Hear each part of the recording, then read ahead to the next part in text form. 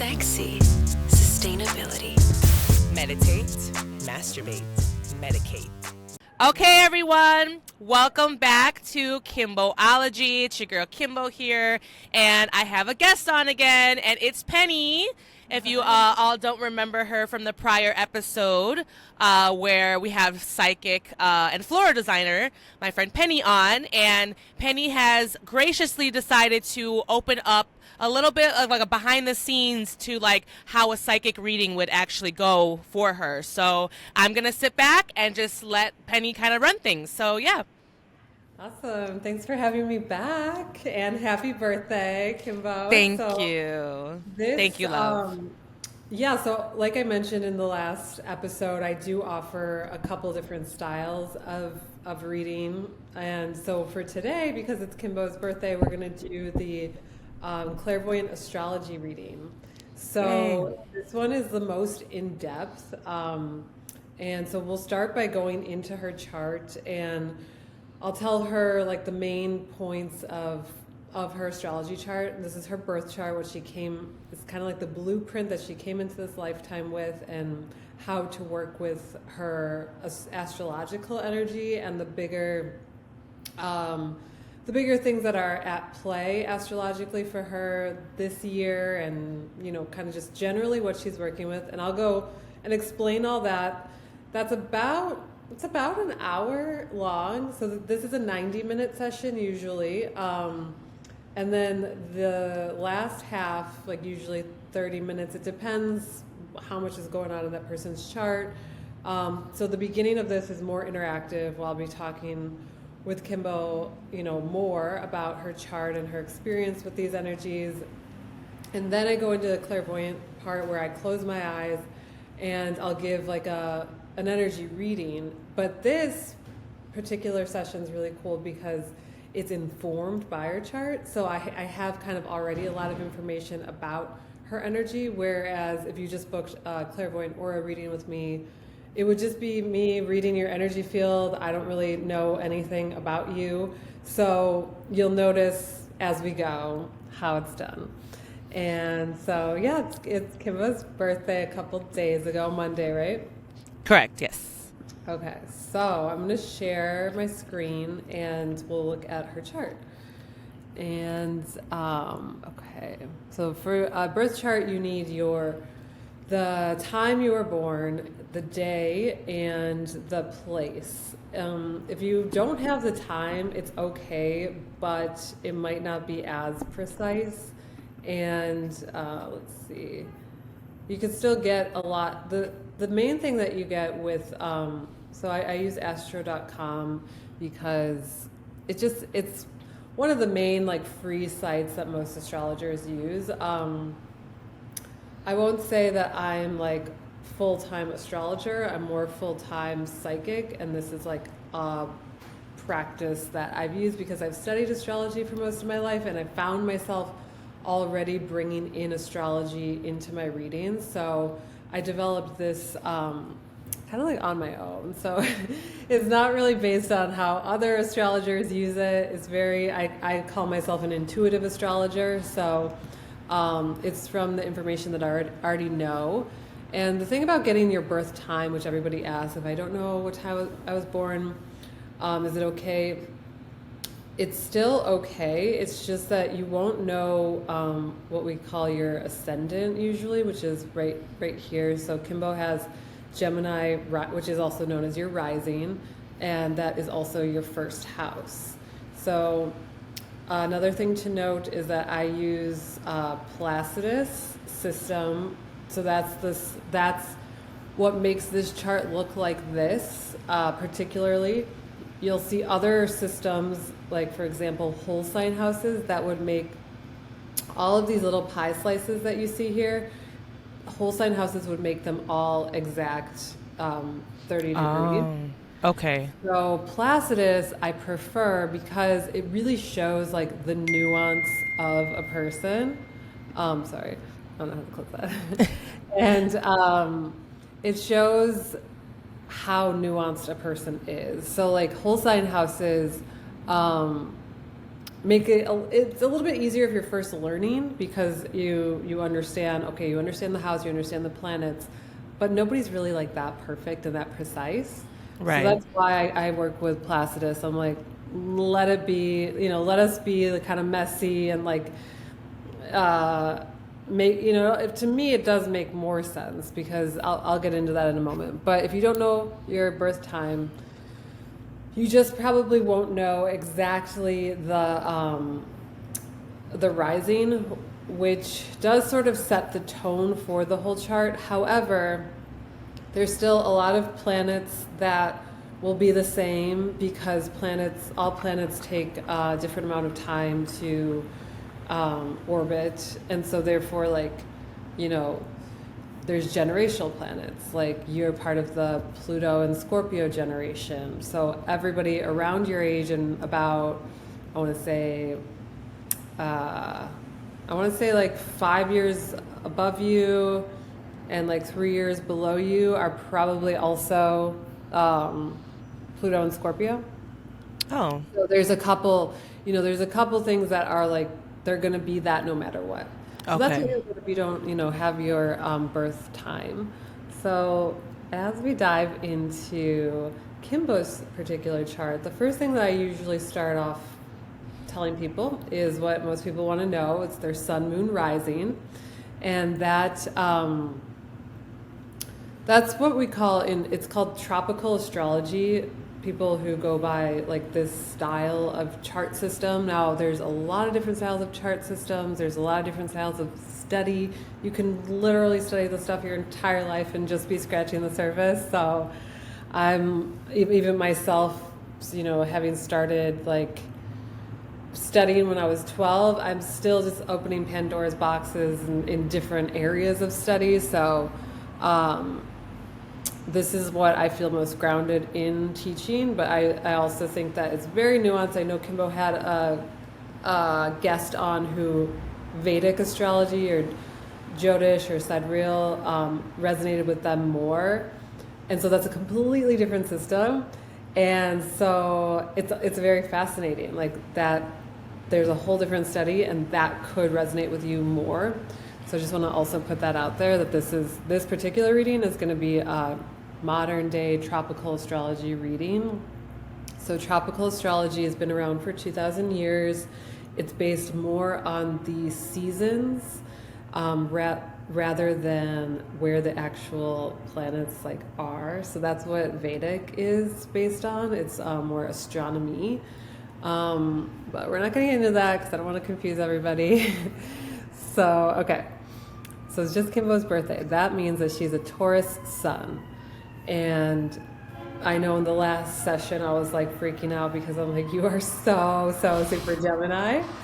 So what I mean by that, and what you can see here in the chart, is this right here is where her sun is at. Her Taurus sun is in her 12th house. So the houses, for me, it was the hardest thing to grasp when I was learning astrology. I was like, okay, I understand planets, I understand signs, but what are these houses? The best way that I can describe it is, I like to liken it to like a camera, and then the body of the camera is your first house. So that's like literally associated with your body. And it also, all of the houses, all 12 of them, starting with the first house, are associated in chronological order with the zodiac signs. So first house, Aries. It will always have Aries energy, but it will always be a blend, like a camera lens. It will always be a blend of what you have in your first house. So that's why it's like... Oh, that's a really good way to explain that. Thank you for that. Yeah, so chronologically, it will always be, Aries first house, and then you go through the zodiacs. Can you explain? So what's the first to the 12th house, like in order? Yeah, so it's Aries. I'm going to show you that. Okay, yeah. So I'm going to show you that one chart system that I showed you a while ago, and you're like, do you remember that? Yes. Let me just pull it up So this is from my astrology mentor, Maddie Murphy. Hi. She does Cosmic RX. Thank you so much for all your amazing information. So she kind of laid this out in her own terms. And I have also other houses systems here. Oh, that one's cool. The one on the bottom? I'm trying to get down to it. I don't know why it's not letting me. Oh, it's not letting you? Okay. There it is. Okay, here you go. This one was from my very first astrologer, Brian Alamana. So it's not in yeah. Okay, so this one goes into the depth, right? So first house, Aries, and then it tells you it's about appearance, personality. It'll always have Aries energy, but Kimbo has Gemini in her first house. So she will always have a Gemini kind of body type persona. Like her aura will always be Gemini-esque. And for her, she's extra Gemini. We'll get into that. So, however, when anything's that's why a lot of people are like, oh, your rising's more important. You'll notice these days there's a lot of astrologers that are saying read by your rising sign. Is because that's what resonates on actually a body level, where if we're going back to the analogy of the camera, your sun sign, which is, where you're like, well, I'm a Taurus. So you're probably that's what, your sun is like the light through which all of these are illuminated. So that the sun is the luminary. So again, you're kind of you particularly are very Gemini Taurus on everything. So you're a blend of that. That makes a lot of sense. Yeah. And for you, we'll get into it, but you're extra those things more than I've seen in most people. So you've also got you got a good dose of Pisces too, but you wouldn't know that because none of your planets are in Pisces. But here we're going to go through the chart and say, okay, so second house, Taurus, has to do with finances, values, just Taurus qualities. So when you want to know how to make money, often for yourself, you look to your Taurus second house placement. So for Kimbo, that would be actually in Cancer.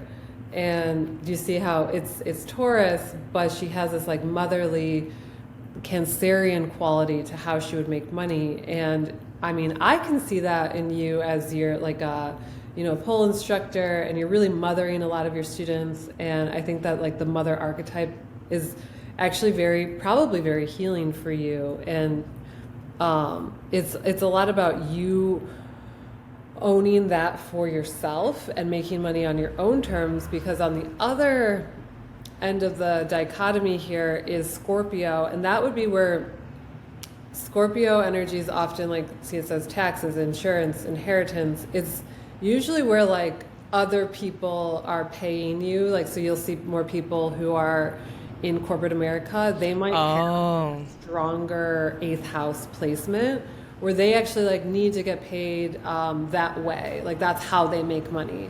But for you, the second house has to do with money and finances, but it's really about how do you do it for yourself. You're such an entrepreneur, so that makes so much sense. That makes so much sense. Yeah. So, okay. And the starving artist always.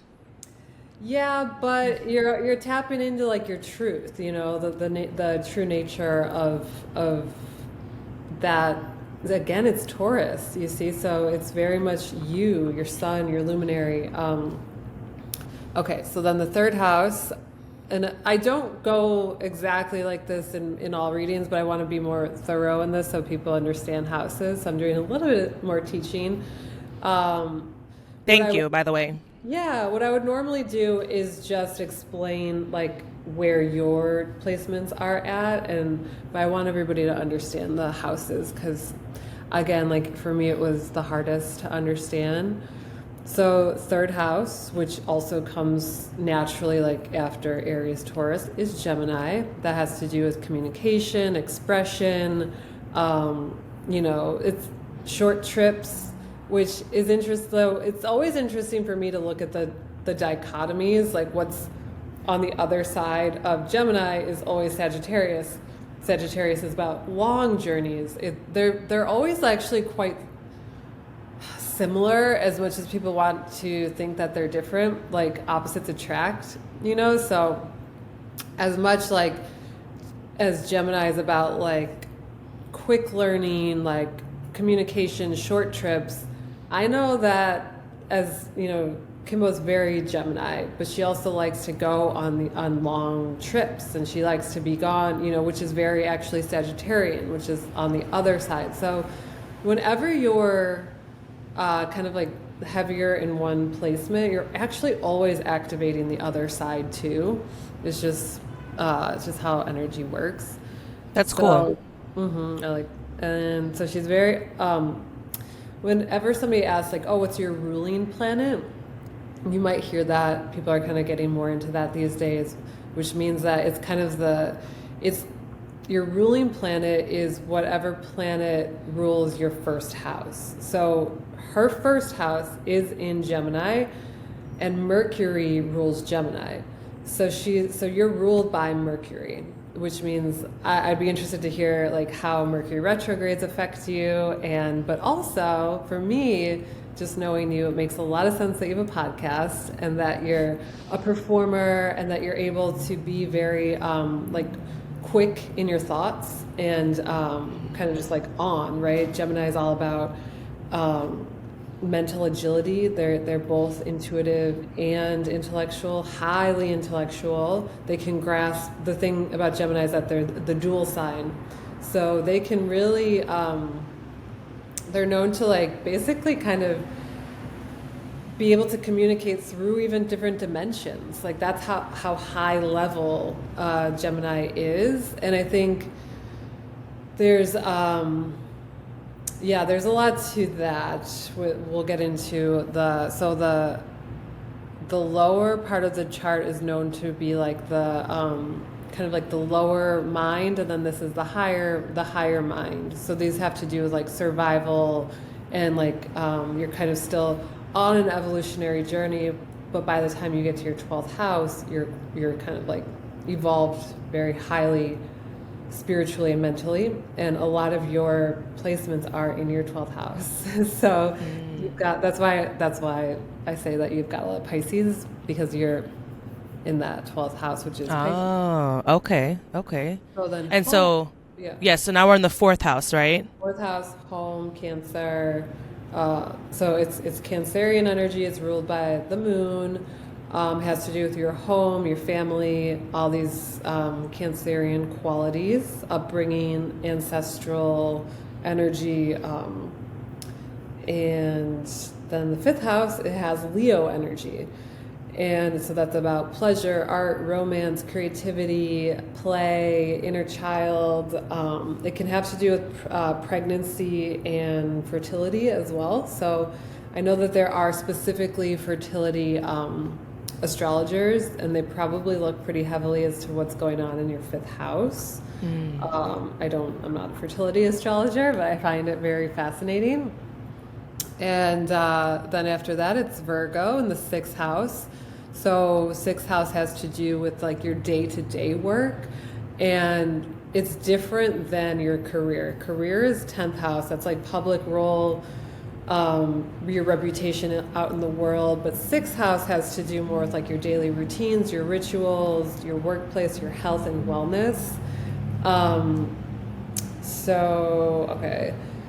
Which is very like Virgo. Virgos like things to be. Virgos love ritual, and that's a lot. If you have strong placements in your 6th house, like my mom does. My mom has a lot of energy in her 6th house, and she is so like just very ritualistic. Like she wakes up at the same time, does the same thing every day, and it works for her. It's like actually what she needs. Okay, that's interesting. I'm kind of the opposite. It's like, Oh yeah. So anyways, everybody's different. That to me helps me understand her and why she's like that. She's just got a lot in her 6th house. Interesting.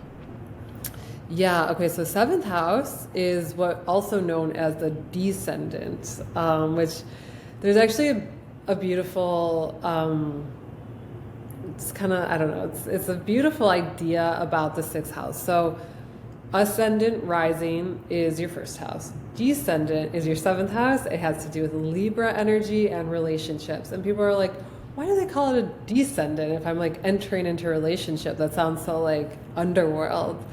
And I've heard teachers say that there's nothing more vulnerable than, you know, giving your heart to someone else. So you are sort of like descending in a sense, like your ascendant, your first house is very much you. You know who you are.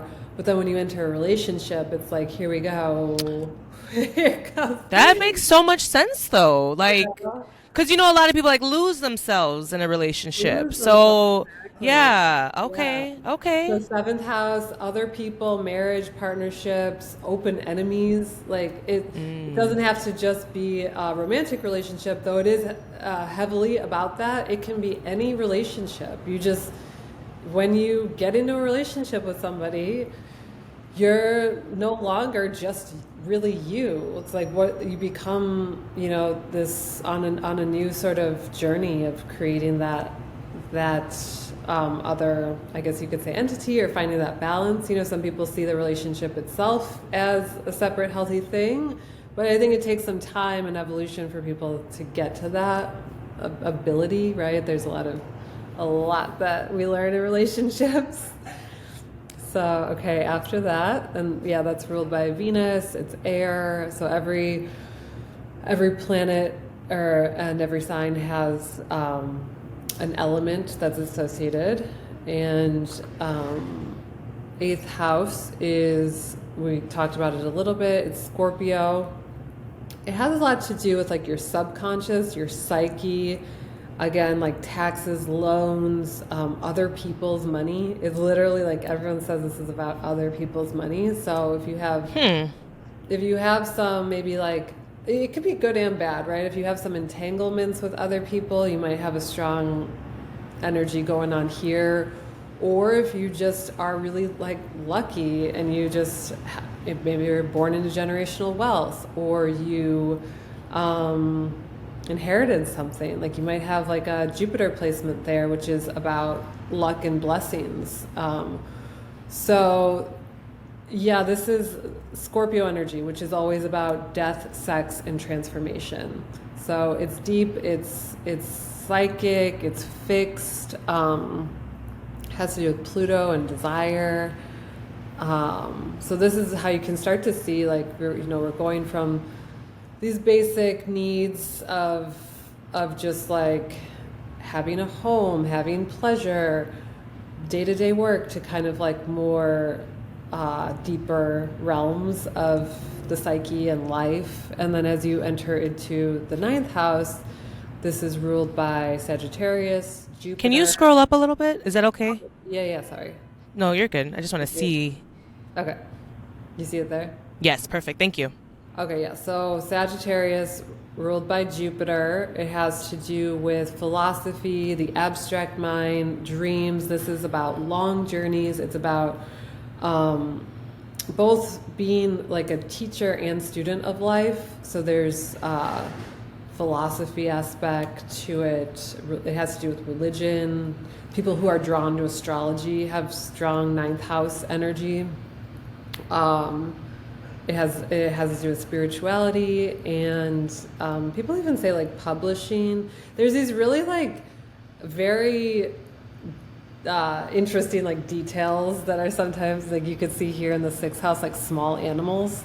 I don't know why it has to do with small animals, but like if you have something, maybe some strong placements in your sixth house, and you happen to like either have a lot of small animals, or you like experience not so good energies with small animals, like it could say something like that, could tell a story. I feel like a lot of this is about storytelling and how to work with that energy. Okay, now we are in the 10th house, which has to do with career. So this has to do with Capricorn and which is a cardinal earth sign. So I'll get into that. I do usually explain that there's cardinal, fixed, and mutable signs. Cardinal is always like the initiator. Mutable, they go with the flow, and then fixed is kind of hard to get them moving usually, but they're really strong and stable. So Capricorn, ambitious, practical. It's has to do with your achievement and your ability to have a public image or a reputation out in the world. Like this is one of the highest points in the chart, as you can see. It's just like top of the chart here. So not everybody is meant to be out in the world in that way. Maybe they're just have strong day-to-day work energy and they want to be working, who knows, like a retail job, right? But perhaps they have strong like sixth house day-to-day. Okay, I'm making the what do you call it, like nest egg in my retail job to save up to be a fashion designer, and maybe they have their sun in their 10th house, and then that's where they're really meant to shine eventually. It's like some people could have so much 10th house energy where they're right out the gates, like out in the world doing their thing. It's really nuanced. It could be, you could be an entrepreneur, or you could be somebody who's just climbing the corporate ladder, and it's but it does have to do with like your professional role here. And then here Aquarius is ruled by rules the 11th house, and so Aquarius, we start to get, that's fixed air. So they're known to be these big picture visionary thinkers. They can, and they're also known as the humanitarian. They can see outside the box, and they have a lot to do with like community, friends, global community. And a lot of people say that this is a house of wishes fulfilled. So I personally, I subscribe to that because that's what I've learned, but I would think that it might be more like Jupiter, because that's just like what Jupiter is known for. It's for blessings and wishes. But this is actually ruled by Uranus, and Uranus is the planet of innovation. It's a planet of like sudden change and things like this, which this has to do with like, again, also long-term goals, big picture, visionaries. A lot of the top of the chart, I'd say, is like more of a visionary person. If you have a lot of placements at the top, you can kind of see the bigger picture of both your life and humanity, the collective, where things might be going. It just comes more naturally to you, where I think people who are have more placements at the bottom of the chart, it's not to say that they don't have that, but they might be more just in the earthly plane, like they can't necessarily get that high. And that's really nuanced as to like people who can access that and people who can't. And then 12th Can you scroll up a little more, please? Yeah. I want to see like the bottom part too. Oh, okay. Can you see it? I can. Perfect. Yep. Perfect. Thank you. Okay. Yeah, that's perfect. Okay, so here, 12th house, where Kimbo does have strong placements. We'll get back to her chart in a second. But 12th house has to do with Pisces. So it's the last sign of the Zodiac, so it's the last house. So for me, once I learned that, once I was like, okay, the houses just go in chronological order with the Zodiac. And then you place your own lens on it, right? Like, so you have the lens of like Gemini, and that's where you're looking through your first house. So that's how I see the houses, as like camera lenses, basically. And the planet would be whatever planet you'd have in your house is like the subject. So that's what's spotlighted through that particular lens. So for you, 12th house has to do with, it actually has to do with like spirituality and this again, like the subconscious. It's very dreamy, very magical. It has to do with literal dreams. And your intuitive knowing. It's this sort of like liminal space where I know you meant, and it has to do with healing and karma. And I know you mentioned recently about how you like to kind of retreat during your birthday, right? And Yes. does this make sense? Because I want to go back to your chart now. Is this kind of helpful? Yeah, no, this walking all of this through, Penny, was so amazing. And then this chart here is like wonderful because it really breaks down. And again, like if you are watching our visuals on YouTube, like you'll see all this. If you're listening to the audio, you can just kind of get that based off of what Penny's saying. But this chart that I'm looking at is just great to break down exactly kind of like what ties with what. And I even see this chart has like time of days too, which we don't got to go into all that, but it just seems like it's just so specific and it like really breaks everything down. So like, thank you for breaking this all down. It makes so much more sense now for me. Because like you said, the houses was the hardest part for me to grasp. It really starts to like click in and integrate deeper once you understand the houses. Honestly, it took me a long time too.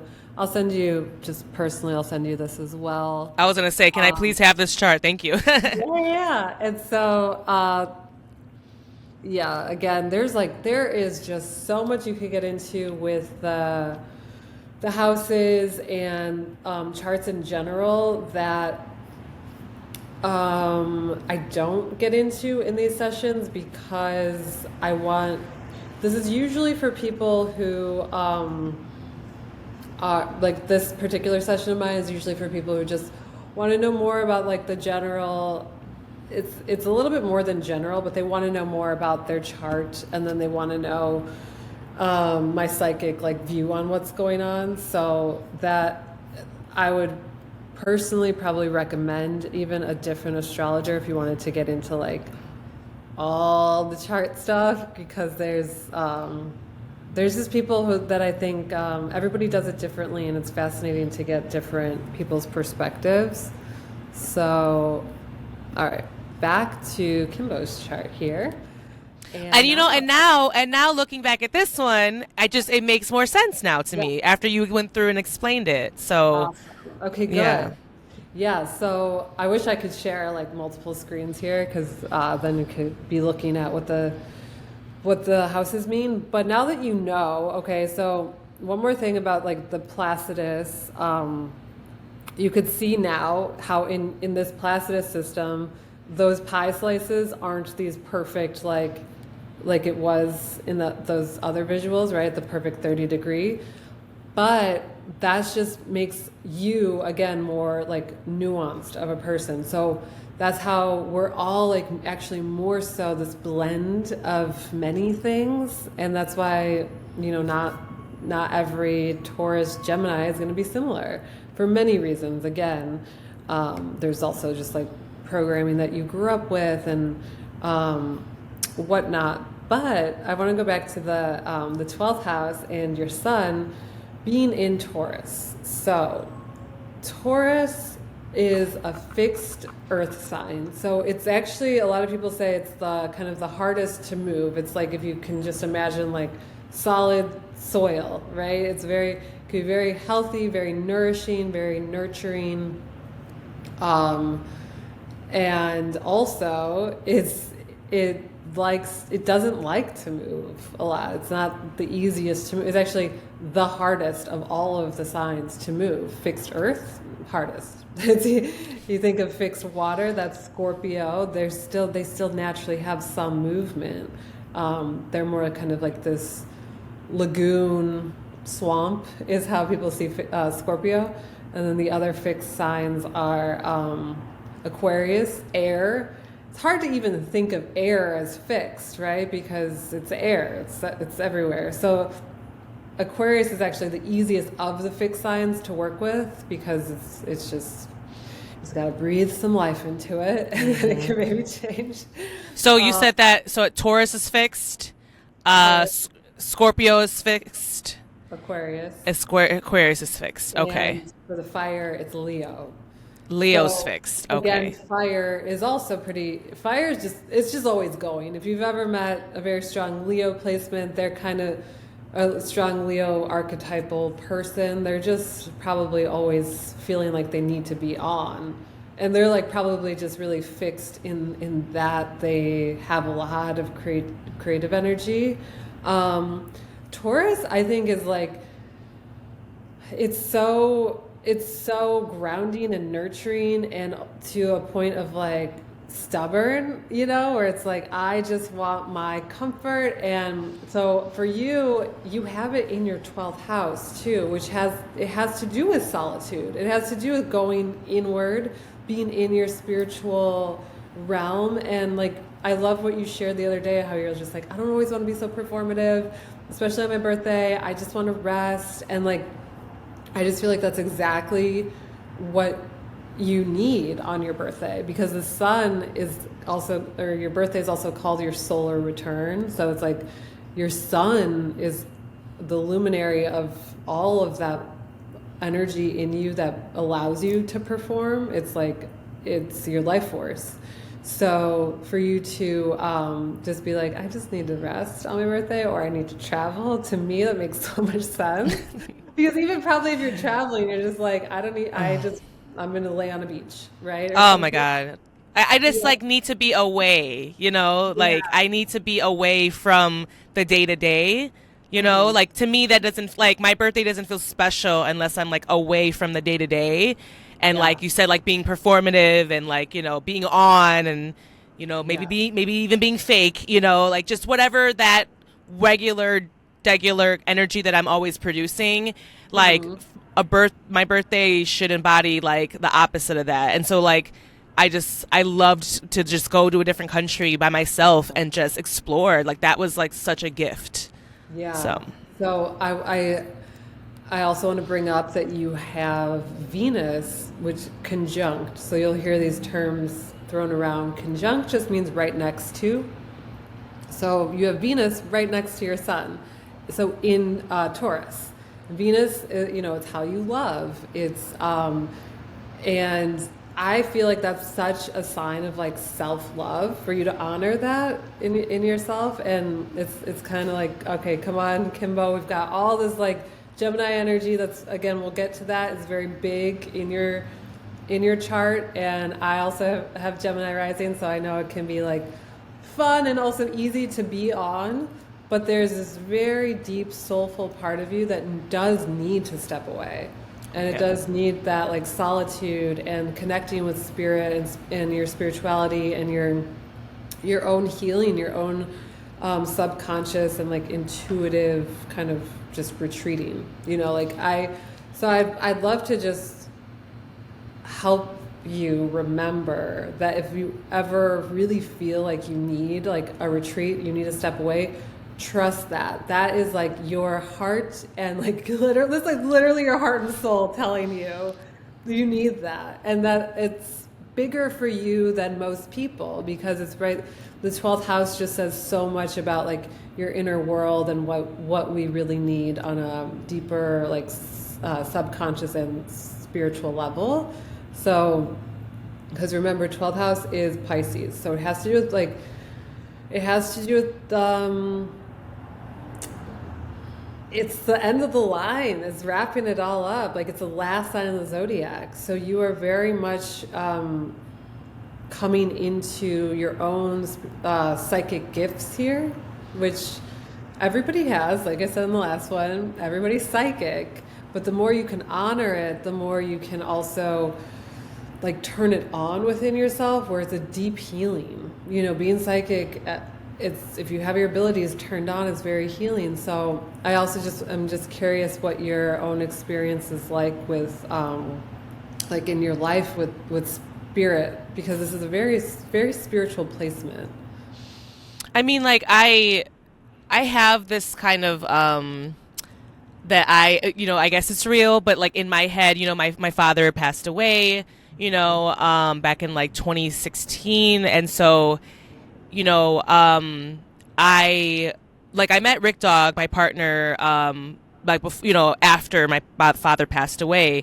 But when I met my partner, I found it very intriguing because he had these characteristics about himself that also reminded me of my dad. And so I often think that, like, my dad sent him to me, at the right time. And then I also have moments in my house where, like, I feel like my dad, like, talks, because, like, my dad was always home. And he's a Taurus man, so his birthday was the 3rd. Okay. So he was always home, and mainly because of health reasons, So in this house, I feel my dad a lot in this house, and sometimes there's a light that flickers a little bit. It kind of has like this, like, I don't know, like the the way we kind of wired it is a little off. So it like chooses when it wants to flicker, which is kind of funny, So I often think that that's like my dad talking to me, or sometimes it'll just turn on, or it'll like flicker, or like maybe if I'm thinking about something in particular, or like. So that's kind of my connection that I've found with spirituality, is like with my late father through those signs.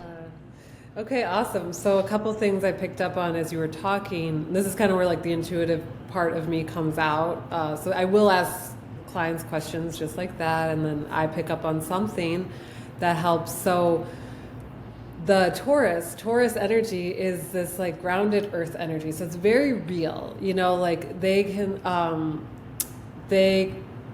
so what I'm seeing in your chart and in your energy field is just like that connection to spirit is actually, it's just so real, like there's a point, and then the mental part, you're like, sometimes I'll think about him and then it'll flicker, right? That has to do also with Gemini. Gemini rules your Mercury, it's ruled by Mercury, which has to do with your thoughts.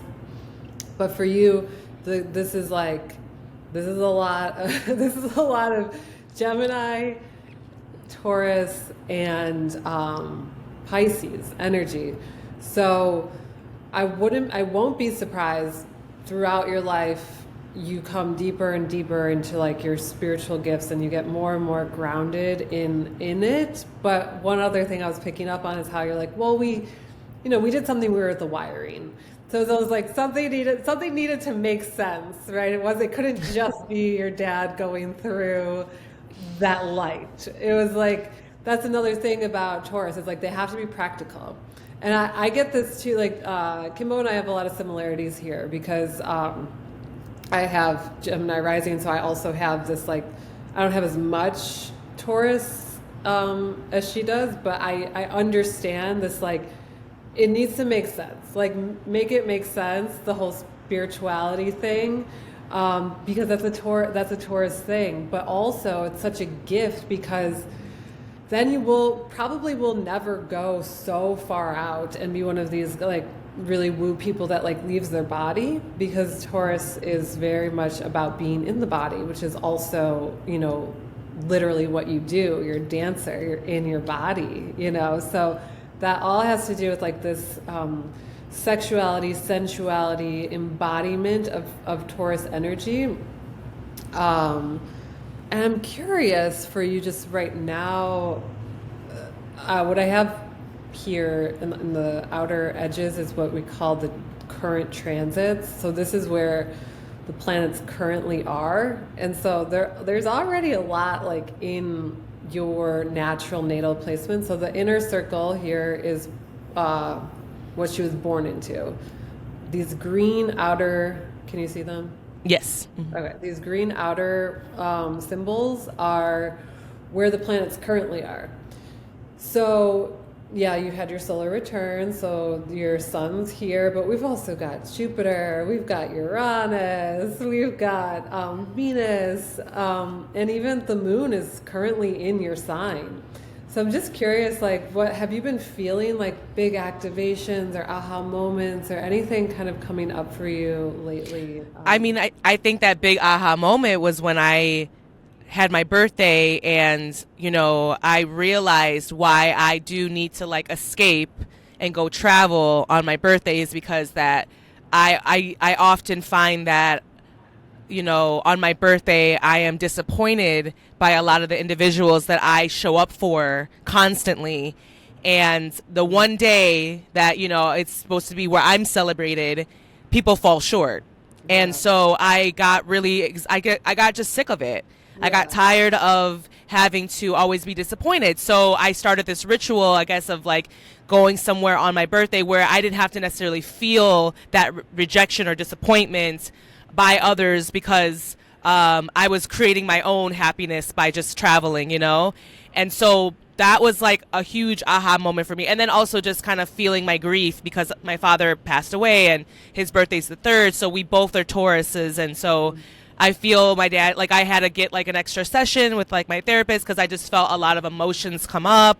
Yeah. And I don't know, like I feel lately, like right now, and it's so funny because you mentioned something about comfort and like about like just like when it's like I need it, or I like that's like I struggle a lot with like patience, you know. And so currently in my home right now we're dealing with permits, and you know there's a lot of, let's just put it, there's a lot of like wood and shit just like hanging around in my space, and there's like, and my backyard is open right now because we're waiting for like this permit to go through to get this fence. And so right now I feel like erratic. Like I feel like my energy is not calmed because of that. I feel very much like, you know, like I feel a little bit crazy right now. You know, I just had my birthday. I had this realization that, you know, people always disappoint me and I tend to leave. And then I chose to stay home for this birthday. And me being like kind of like a little bit like mad about it. Like, man, I should have left, you know, because of course people are going to disappoint me on this day. They always do, you know. And so that's kind of the big moments that I'm kind of feeling right now. Those are the big feelings, you know, that I'm feeling right now, that big activations like you were saying. Yeah. Okay. That makes sense. So yeah, there was just recently a lot of astrologers talking about this Jupiter-Uranus conjunction. So that's in present time. That's what we see here. This is the Jupiter glyph, the one that looks like the 4. So that will always symbolize Jupiter. And then right next to it here is Uranus. So they're still kind of hanging out there. And we'll be feeling this activation of that particular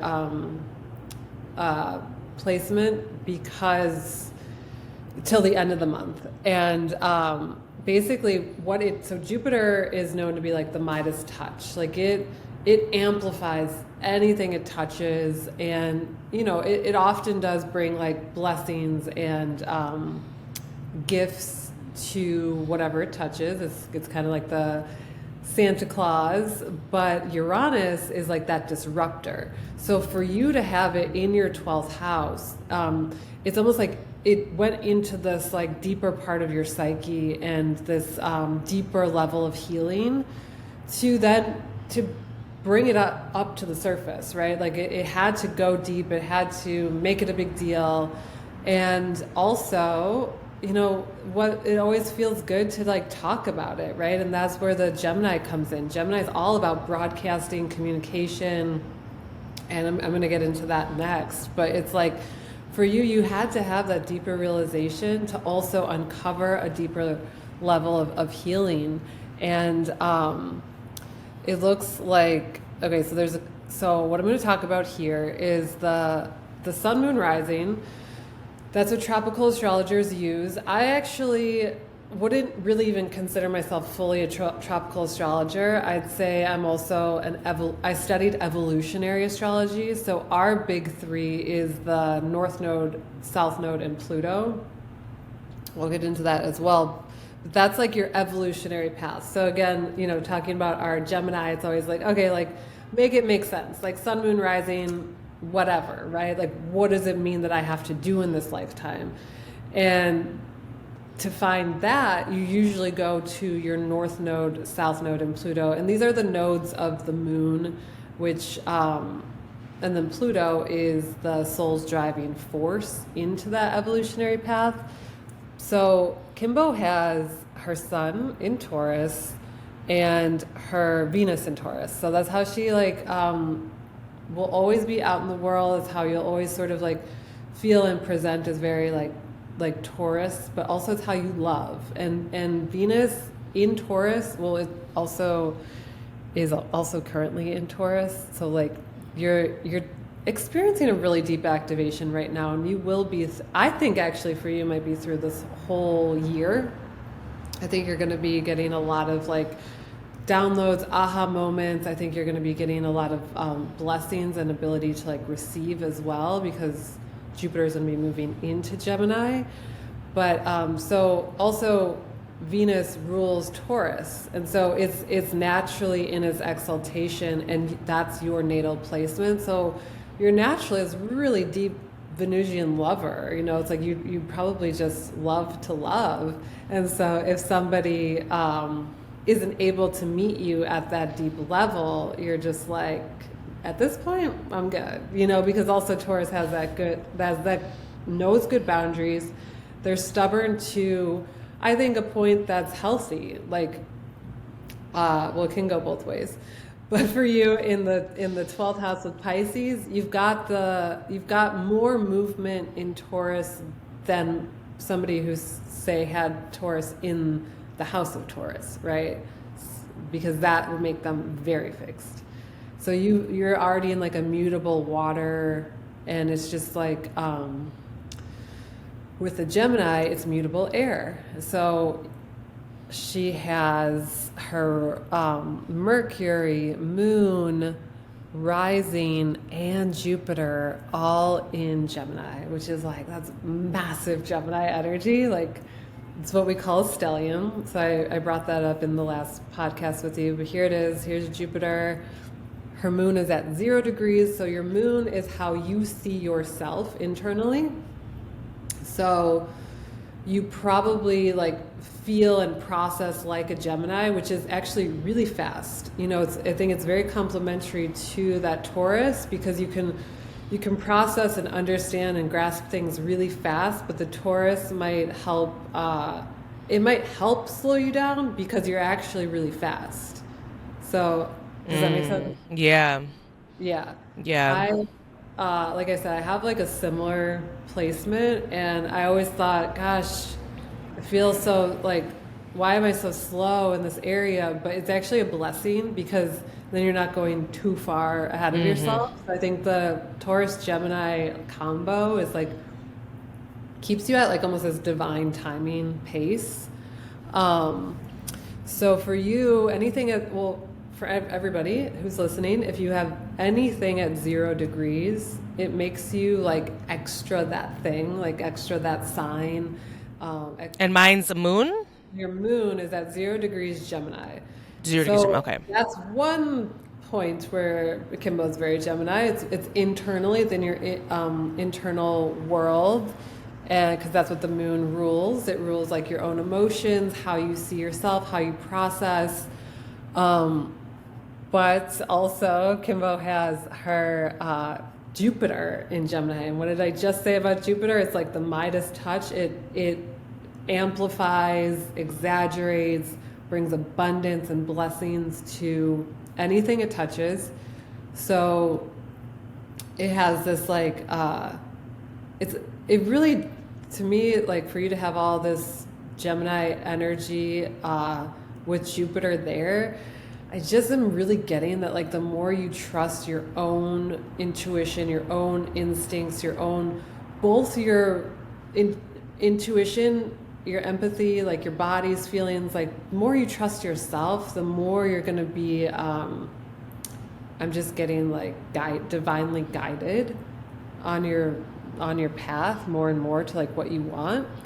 And then you have Mercury there. So like, Mercury, so you're ruled by Mercury. You have your ruling planet is Mercury, and your Mercury's in Gemini.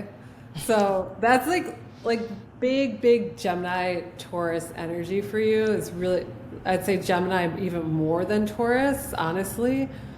But the Taurus is super helpful. But you know what?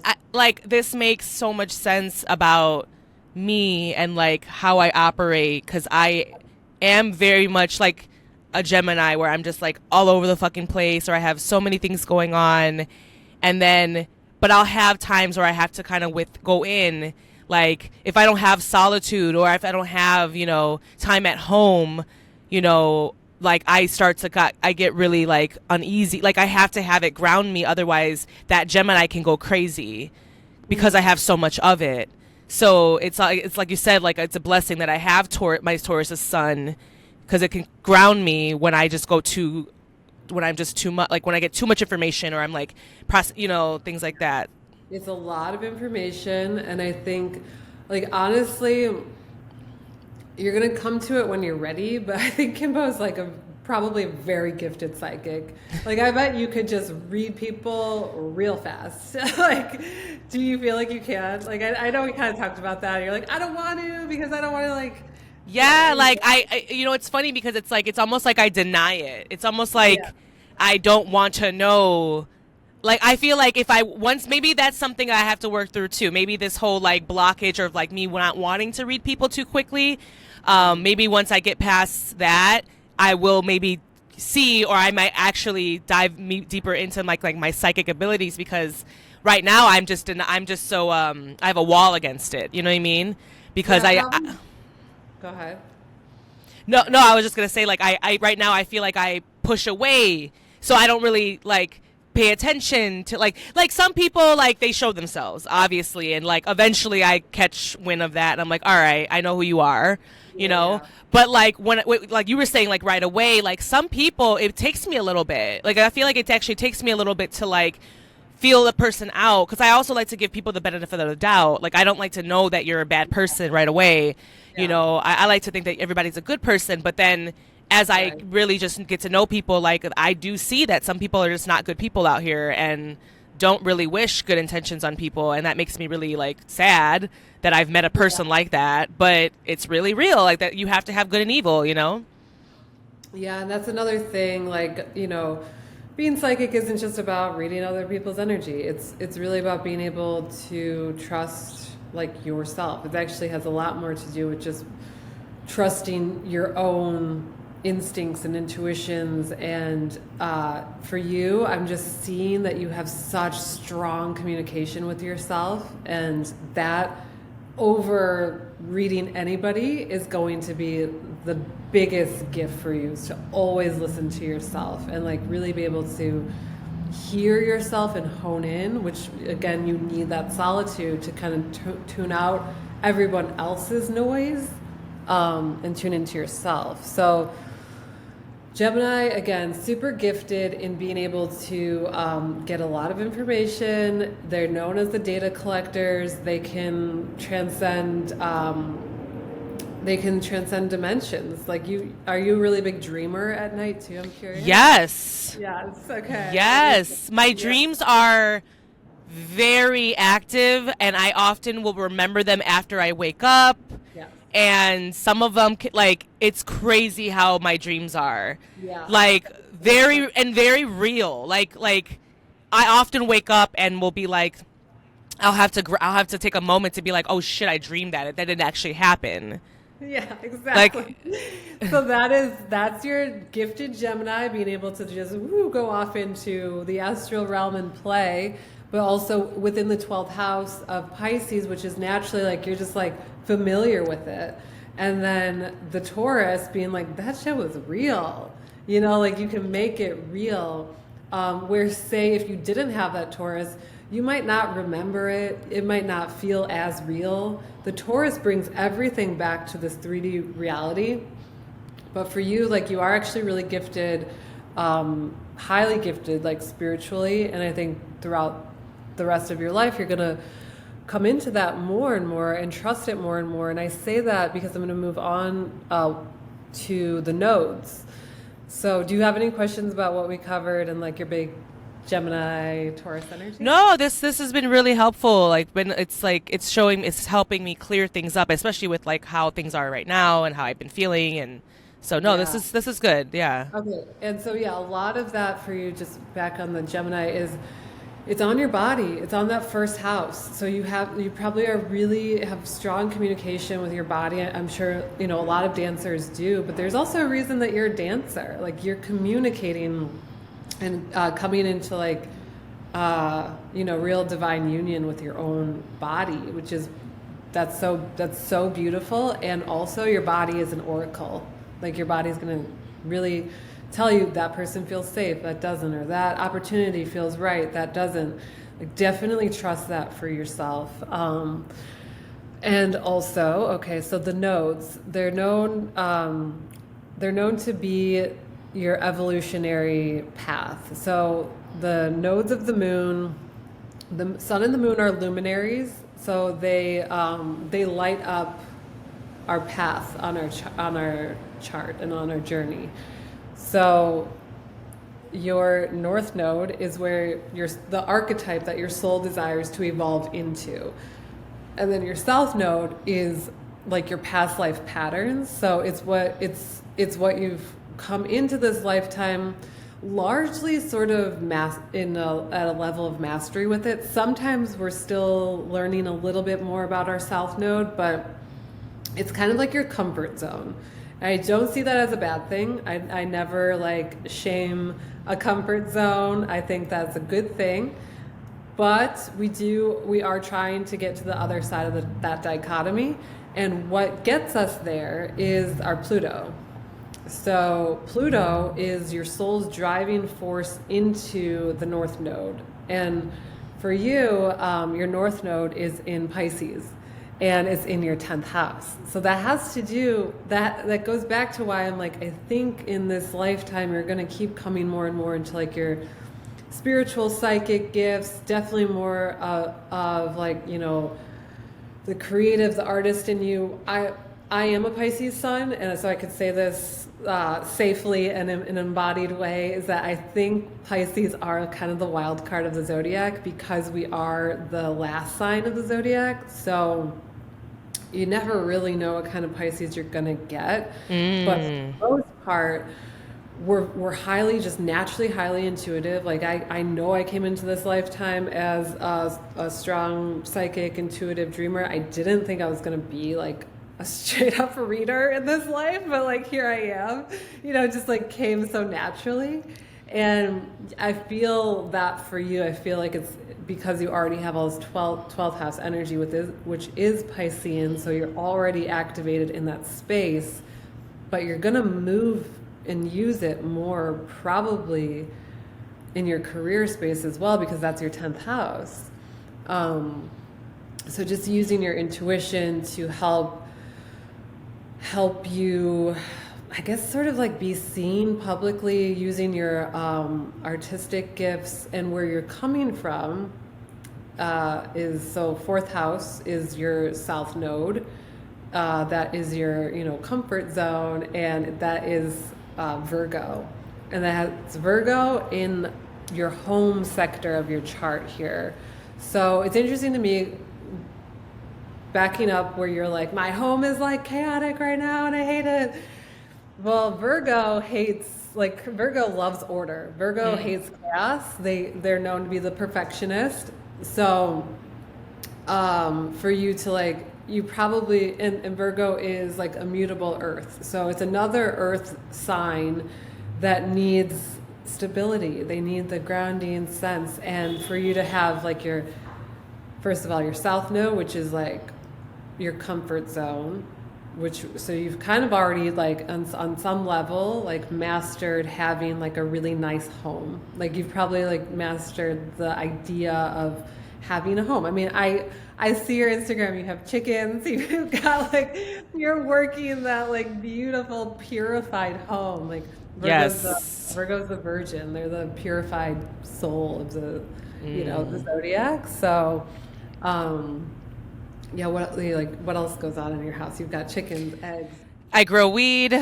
I mean, I do. And that's like, it's another thing. Like right now, you know, if you might sense, because of this chaoticness with like me waiting for these like permits and things, I'm not able to garden right now. And it makes me crazy because I garden every year, you know what I mean? And when I that's like a big therapeutic time for me to go out in my garden, to tend to my plants. Like, and I not only grow weed, but I grow everything. Like I grow tomatoes and all the things, you know? Yeah. So right now, and this year we wanted to kind of revamp our space outside to make it more efficient, again, I was, my mother kind of had her ways of doing things, very practical, but it might not match. She might find things at like garage sales and say, hey, it's $1. I'm going to get that, use that.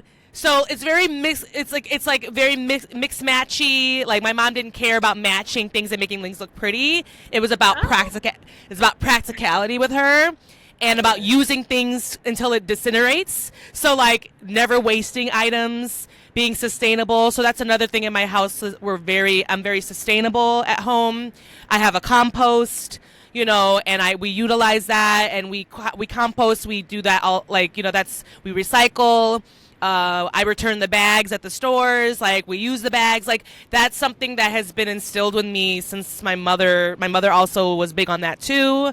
Her also growing up in Thailand, where that was a necessity in Thailand, was to go return your bottles for the money, to have things in order. Like, it was no other option. You had to recycle. Like, here in the States, people, I think, live a very, like, they don't really understand, like that the trash that you're creating on an everyday basis has an end game. And if it's just sitting there, like okay, you throw it away. It's like it's out of sight, out of mind. I think Americans kind of like they have that out of sight, out of mind kind of mentality. We're in Asia, where they're out in the fields and they can see the physical plastic there, so they do something about it. You know what I mean? Not opposed to just out of sight, out of mind. You know what I mean?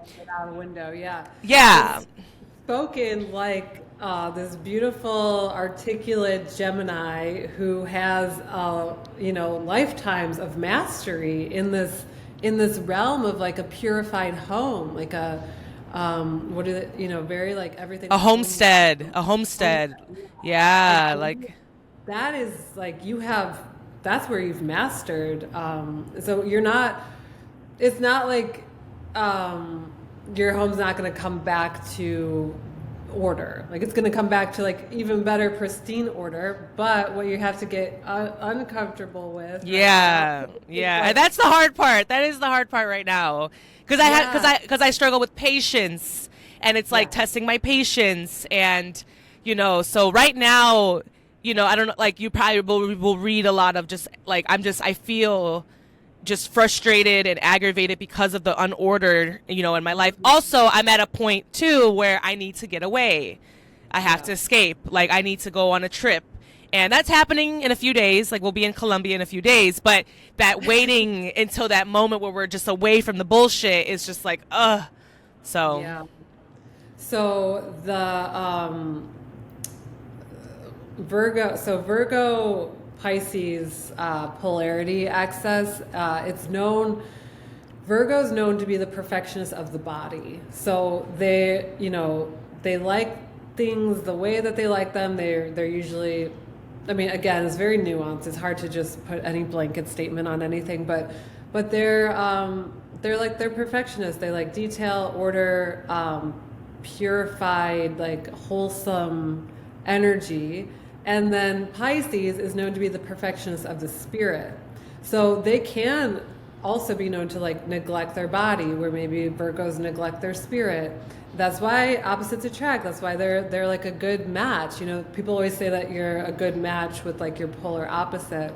But for you, in your North Node being in Pisces, you're actually here to become more of this perfectionist of your spirit.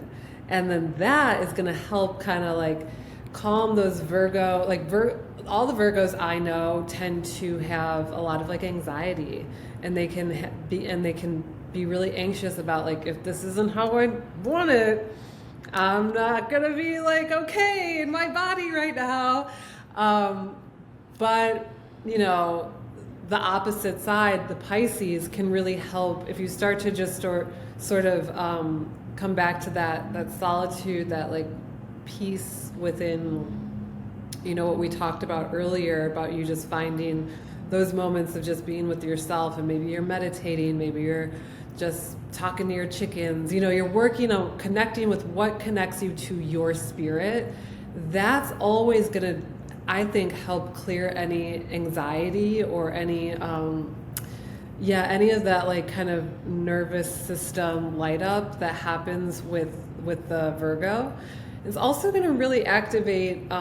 It's going to activate specifically something for you in your career space. I think maybe there's a part of you like the more you kind of calm those nerves and get more into like the spirit knowingness part of you, the more something in like your career is going to probably take off even more. Interesting. That's specific to you right here in that 10th house Pisces energy. So that's why I'm like just you've got that mastery. Like you're gonna come back from Colombia and your house is gonna be perfect again, you know, and it's gonna be so like beautiful and lovely. But Pisces, we gotta sometimes live in the chaos and just be like above it in spirit and be like the body stuff's gonna figure itself out. But of course it's a balance. So okay, will it be helpful if I like tell you like what I'd love my like what I'd want my dream job to be, or like what I'd want the end game to be? Totally. Yeah. And I want to see what you think about it. So like I like would love like I love the idea of having the homestead and like all that and like creating this like sanctuary, so to speak, and I'd love for that to be like a TV show and like just be like this is what I do and this is how I'm and then also the travel side, like I like hosting and like being an MC and interviewing guests, and so if I could tie in like the travel with that and tying in like sustainability and the homestead life and like taking it just back down to like earth, you know.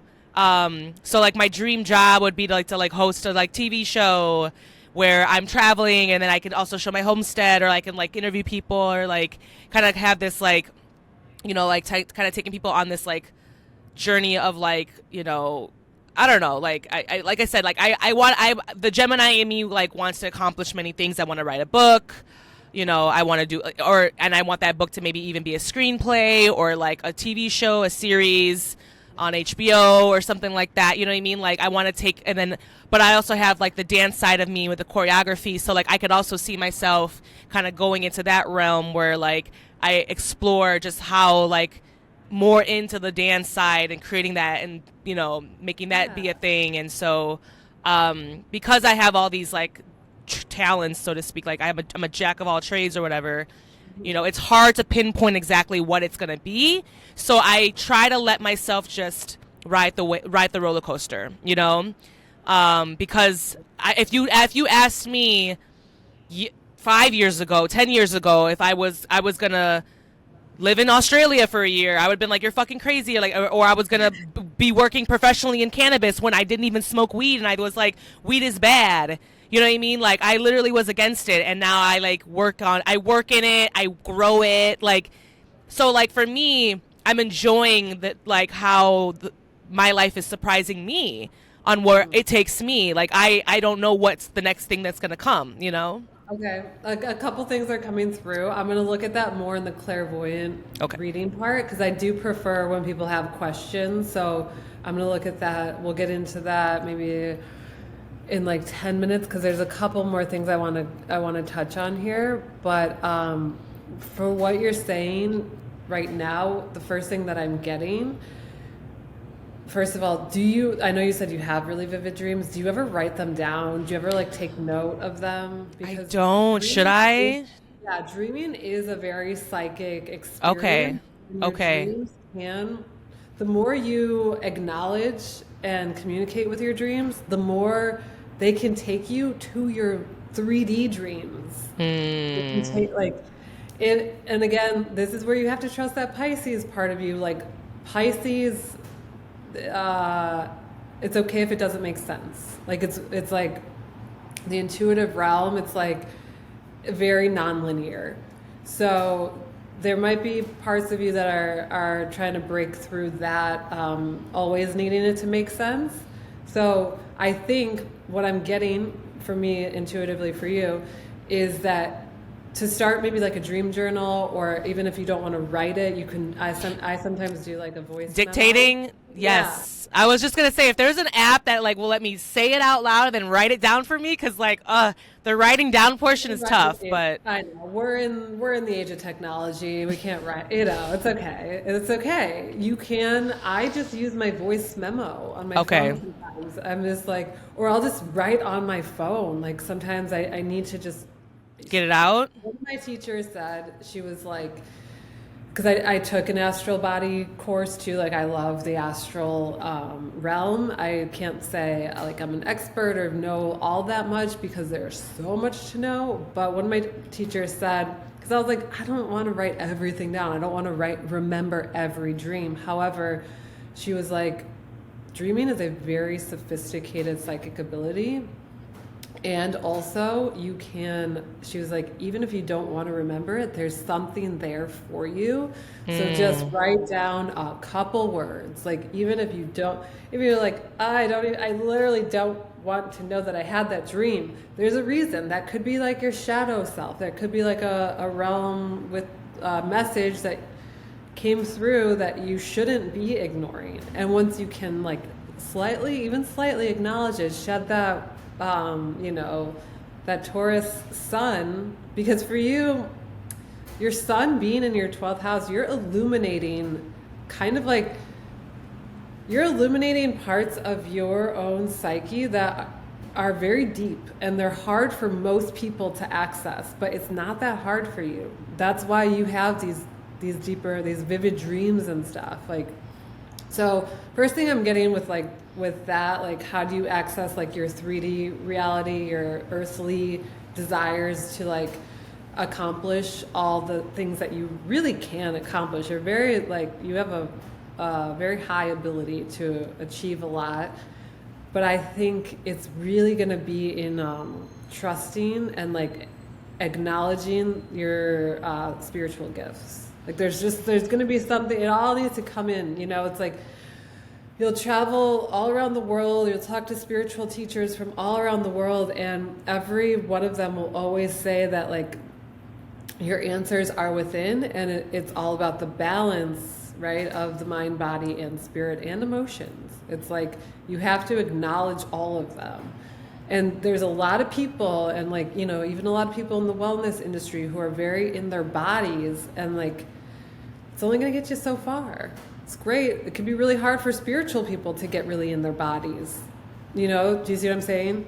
Mm-hmm. So it's like we have to have this like integration of all of it. And you more than most people that I've seen, like, are actually able to access all of it. It's just like you mentioned earlier, you kind of like ignore it. You kind of like don't want to, I don't want to turn that all the way on. But just, it can be really actually playful. Like you can just start to acknowledge your dreams. That's what I'm getting for you first. I love that. I would love to do that. I'm gonna definitely do that. Okay. Yeah. And then so the soul's driving force into your north node, like what's really going to also get you there. You're part of our Pluto and Scorpio generation. I'm right there with you. We're some of the most intense people on planet Earth right now, because Pluto rules Scorpio. I don't have the exact dates. I'm not that great at like, this is the generation of Pluto and Scorpio. You can Google that. There's a generation of us. And we're the ones who are doing like really a lot of deep healing for, Gen Z is able to go, like right away, non-binary. They're all very like open, but it's because of a lot of the deep healing that we've done for the collective. Pluto rules Scorpio. Pluto and Scorpio are like some of the most intense energies that people can work with. And for our generation to have Pluto in Scorpio, it's in its ruling planet, ruling sign. That's why we're like, okay, tell me all about astrology. Tell me all about how do I transform on a soul level? Because Scorpio and Pluto are all about transformation. A very, very deep regenerative transformation. That's why we see this regenerative movement with farming, with people talking about sex more openly. Scorpio is all about sex, death, and transformation. So for you, that's actually in your sixth house, which is your day-to-day, like Virgoan, right? Energy that we were talking about. Remember how I was saying like my mom has all that sixth house daily energy. You've got your Pluto and Scorpio there. So for you to be like a pole teacher and working that sexual energy like pretty regularly, I think that's really healthy for how you're getting that energy in movement. You're getting in your body, and also sex energy like is so transformational. It changes, first of all, it turns you on, right? Like you get to be more alive in your body, right? And then you also get to just like get excited to transform and go places, right? It's like if you're turned on, like where do you go from there, right? That's where the fun and the magic starts. And so for you, that's really your daily work, to then trust that you can bring those high like thoughts and desires all into the body, right? You're kind of like creating the space is what I'm getting with that Pluto in Scorpio in your sixth house. And for you here, it's kind of cusping, I'm gonna come back here, it's kind of cusping your fifth house. So this is your fifth house, which has to do with romance, pleasure, Leo energy. But then here in the sixth house, it has to do with your health, wellness, rituals. So the fact that you are like sex positive, you're all about like sexuality, that I think is very healthy, very activating for your evolutionary path. So just, trust that the more you go deep into that, I mean, you're already deep into it. You're already doing it, right? I think I'm sensing that the next step is just to trust that you've actually created a lot of space. You've probably broken a lot of generational like curses in your body, if you want to call it that, but things that may have made you feel like repressed or oppressed, like that. That's what Pluto and Scorpio is there for, especially in that sixth house, is to help you create space to then bring in those bigger dreams and make that real in your body. Does that make sense? Yeah, no, this is interesting, and it's interesting how you're like it makes sense that you can kind of like that, like almost like on a day-to-day, you create this sexual energy, or you're like like the pole dancing and the teaching. And so I definitely, when I had like I haven't taught, like I actually teach tomorrow, but I haven't taught in a while because I've been focusing on the showcase for Northwestern University. So I've had to kind of like just take a little break from that and then kind of focus on that. So like I'm actually kind of excited to like dive back into that sexual energy, the sexual energy, and then like the pole dancing, and like I'm excited to dance to a song and I'm excited to create another piece that I can teach tomorrow, and like, so that makes sense. And I just want to say that that's just one era of your life. I'm not saying that you're gonna need to be a pole teacher for the rest of your life. There's other ways to channel this energy, which you're already also into, like regenerative farming, regenerative practices. That's all also very Pluto in Scorpio. And like for you though, the emphasis is on making that like a ritual, making that like your daily routine, and bringing it into like this transformative health practice. So, I also feel like you're breaking through barriers, which is what Pluto and Scorpio does. I think you're breaking through barriers in the wellness space. And for you, that's also sixth house. Like, you're doing the stretch and sesh. Like, that's not what you see in mainstream wellness spaces. And that's badass, and that's healthy, and that's a new regenerative way of blending, again, like sexuality. Like, it's not pole dance, but when you smoke weed, like you do get this like turn on, you get this high, and then you get to, and you're teaching people how to bring it into their body, which, so you're very much like, you're on your path. I just want you to know that. And I think that you're definitely creating more space for like the bigger dreams to come in, but you're probably also moving through some perfect pictures of like, this is, this is how it has to be, because Pisces is going to make you get a little messy, just a little bit. You're just 1 degree there.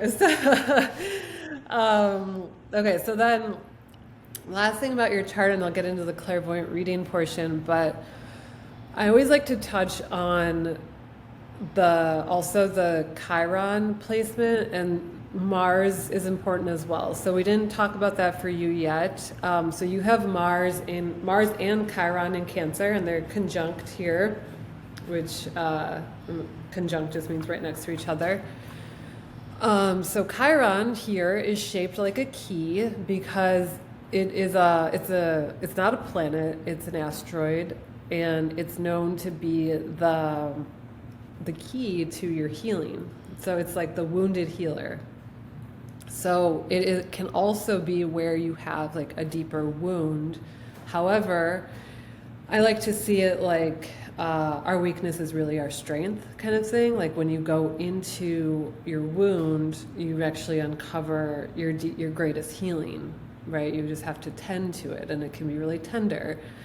And for you, like there's an emphasis here on that has to do with your work, because Mars is there, and Mars is the planet of, well, it actually has to do with your sex energy, and it also has to do with how you take action. So for you to have both of these in Cancer, which is like the divine mother energy, Chiron in Cancer can show like a bit of a mother wound, or you needing to mother yourself more. And then Mars, you're just like, you're here for it. You're here for the work. You're here for the mothering. I know that you've talked about how you've kind of taken on a motherly role with your brother. Is that right? Yeah. Your brother. And then I think that, you probably mother your students. And this is also like a divine mother. This is the divine feminine energy. And I just want to point out that it has both. It's both in the. It's gonna. The more you tend to this part of you, the mother wounds, and I don't know where those stem from for you, but I do. I mean, like, I don't have the best. Like, my mom was not that motherly mom. She was like, our household was very much like, my dad was a stay-at-home dad, mainly because he was sick and couldn't work. And my mom was out working through her 3 jobs. So that motherly, like, I never like be like, oh, Mom, can I talk to you? I never, like, Pudjanat would never sit there and talk to me and say I love you and, like, kind of hold space for me. She would never. So the nurturing, mothering yourself, I just want to say that's where some of your deepest healing is. So you going on those retreats, you kind of not needing to mother everybody else, but putting that on you it's also gonna, it's gonna bring you some money too. Like, yes, let's go. It's in that second house, which has to do with the finances, right? And so the more you heal those mother wounds, the Cancer energy is cardinal water. So it's the initiator, it's the river. It's a crab. So you might need to shell up. You might need to go within that little crab shell and just tend to your inner world. Cancers are also a water sign. They're also very psychic and intuitive and creative. They're highly sensitive, and you really have to tend to that part of you as well. And I think you're going to be surprised at some of like the magic that just comes through. I think like there could just be these big financial opportunities for you. Jupiter's moving into Gemini at the end of this month, and that's one of the biggest messages I wanted to get across to you is that you're in for I'm pretty sure you're in for a big year of big blessings. And so I think that this, because that's what Jupiter, whenever it enters into a sign, it brings a lot with it. It brings a lot of blessings, abundance, luck. And with Gemini, it can come from any direction because Gemini is this like very multidimensional, right? It can just show up out of the blue. And you already have a lot of Gemini energy working for you. It's working for you on your body. And I think that, if you want to like work with it, which I always like to give my clients like tools to how to make you're not going to miss it. Like it's still going to find you, but how do you allow yourself to receive it more? For you, it's going to be a lot about just like, I think going inward and, the performative nature in you comes out so easily and effortlessly, but what are the parts of you that you need to mother a little bit more to be able to receive, right? Where do you have to tend to your own your own divine feminine that can mother yourself and just be in your feminine energy and receive, because we all know you give a lot, right?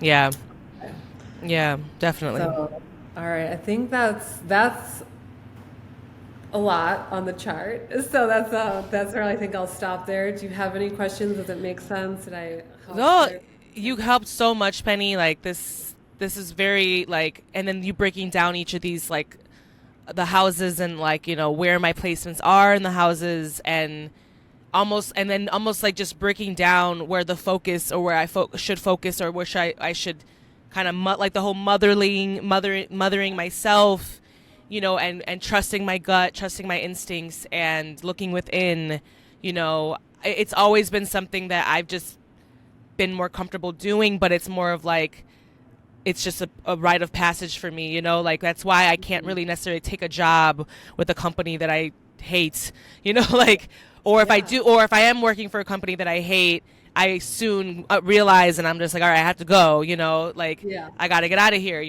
because I noticed that for me, it creates, it makes me kind of crazy, or I don't like the person I am when I'm doing that said work. So it makes a lot of sense. This makes a lot of sense. Yes. Yeah. And I think Gemini, because I have it as well, I know it's really easy to get distracted and be out here and do all that, but Gemini is it's the dual sign. So we also have the gift of going within. It's just kind of you got to create the space to do it. Yes, and that's what I'm doing with the sanctuary, but it's taking a while. I'm just like, okay, so. And so the travel piece for you is that's your seventh house. That's how you romance yourself in the world. It's that'll always be part of you. I didn't touch on it too much because I just think that you already know. I think that you already know that you're you're a citizen of the world. Your heart is also out there in different cultures, and that's what you're in relationship with. Is this Sagittarius philosopher, teacher, and I think the most I want to emphasize for you is just the more that you take the time to go within, the more it's going to clarify the dreams being able to find you and for you to be able to receive them. Okay. I think it's going to happen no matter what, but that, the Gemini getting a little too distracted. Yeah. Right? Okay. All right. I love that. I think this year is going to be really interesting for you. And, okay. So now we'll go into talking actually I'll go into trance. I'll have my eyes closed and I'll be in meditation. And do you want to just ask me a couple questions? Yeah. So just sort of see. Can you stop sharing the screen? And then that's perfect. So people can see just kind of what a clairvoyant portion is like, and just so people know, if you just booked the clairvoyant aura reading, it would just be all what we're about to get into and not the chart. So That's the style. Okay, so I'm just gonna get set up, and then I'm gonna ask you for your full name. So what I'm doing is I'm just grounding myself, my space, and then energetically connecting Kimbo and I. I always incorporate an energy healing. It's similar to Reiki, it's just not Reiki like I mentioned in the last session. So if you see me working with my hands, I'm just running a gold energy healing through the channel between Kimbo and I, and also through Kimbo, and I'm grounding her and giving her a light energy healing as well. When you receive a lot of information like we just did, you can get really lit up. So an energy healing can help you just like kind of clear and ground through it for both of us. All right. Okay, and can I have your full name, the name you were born with?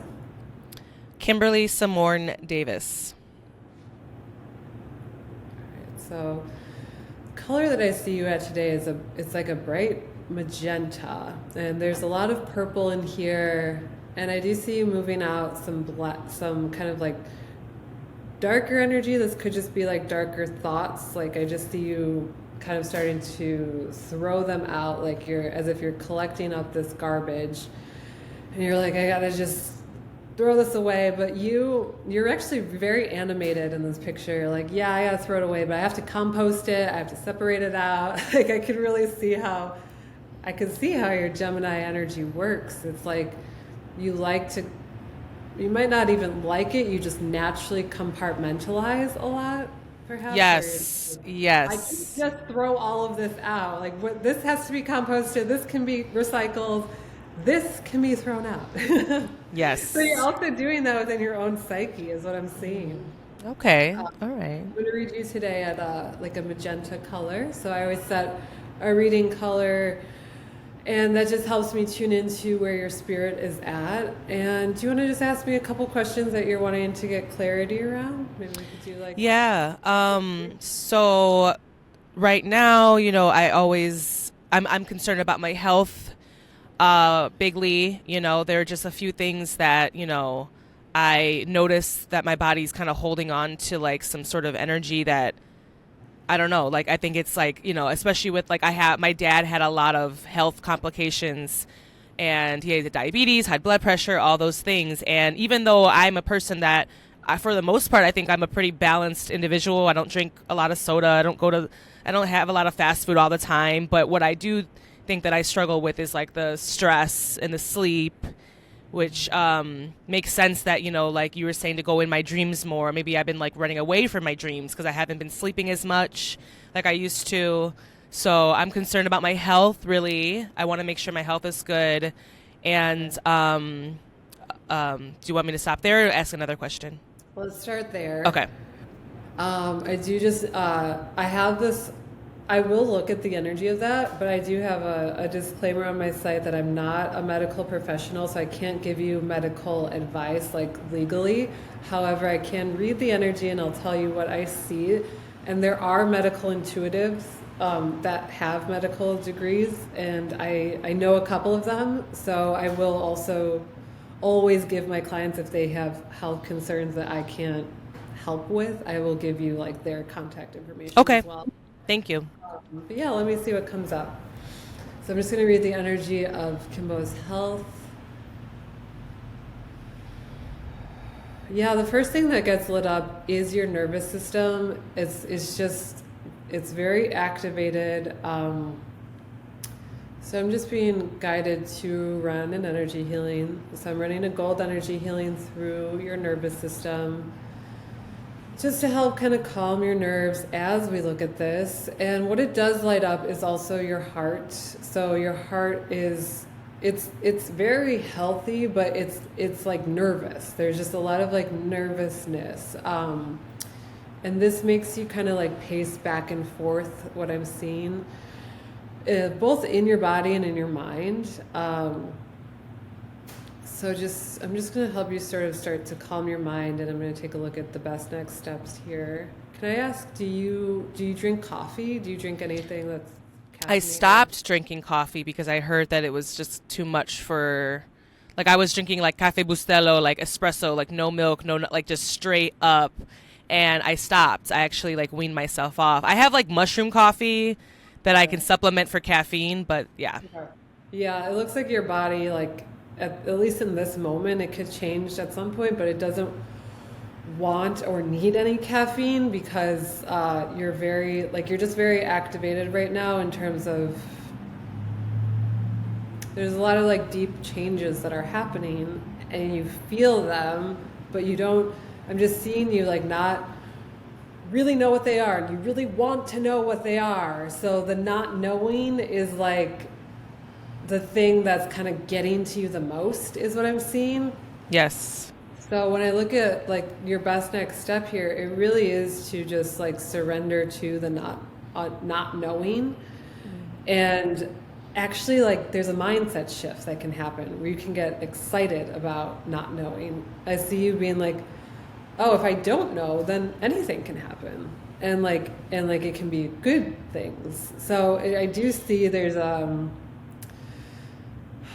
just gonna kind of slow it down here, but there's like a bit of a trauma response or a fear around, it looks like when your father passed away, and just it looks like it made you want, like, need to know, like I need to know what's going to happen, I need to know kind of like what's next. And it looks like it stems from when he passed away and just like not knowing how that was going to happen, when exactly it was going to happen.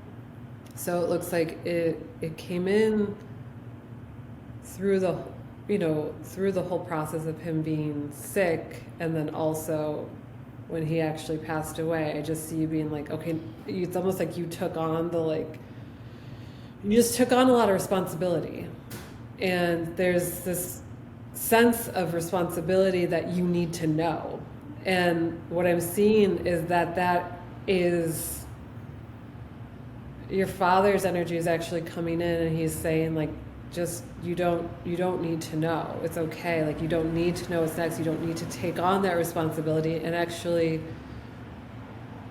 it will make you sick to feel like you have to be in control of everything.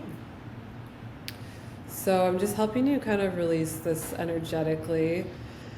For you, I'm just seeing you get it on both sides. You have, it's almost like you have to be both the mother and father for yourself, and it looks like also other people, maybe your brother, I don't know if it's other people as well, but it's you're telling me, you're like, I can do it, and also I see you wanting to push it away, and it's like you don't always want to. And I'm just getting that's also okay. You don't, I want to say you don't have to, and you're like, no, I have to. So, there's a lot of pressure and responsibility that could be the thing that's kind of feeling like making you look sick to your stomach, right? Like I'm getting this like just anxiousness in your digestive tract. So when I look to kind of like the best way to remedy that energetically, I see you like that's why you need your vacations, that's why you need your trips. It's like you really take that time away to process. Your nerves can calm down when you lay in the earth and you let the earth give you a healing. It's like I see you laying in the earth, and I see the earth calming your nervous system, and you can connect in so deeply to a point where you're actually able to release really big pressures and responsibilities, which it looks like you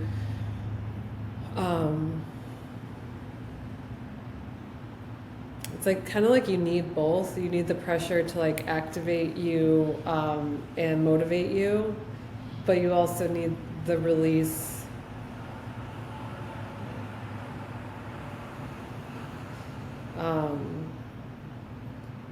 to take the pressure off your physical body.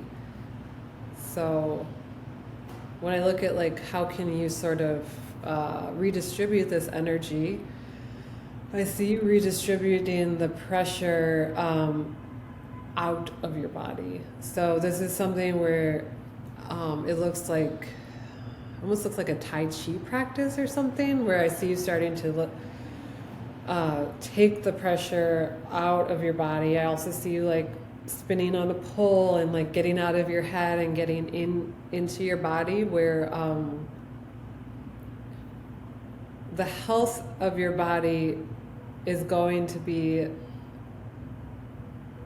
a matter of how you distribute your energy and and also your stress. This is where the psychic in you comes out. So being a gifted psychic also has to, it's not about reading people or reading energy really. It's actually about being able to direct the energy so you can see it and sense it, and like maybe you're like, yeah, I have a lot of pressure in my heart, or I have a lot of pressure, anxiety in my digestive tract. How can I direct it out?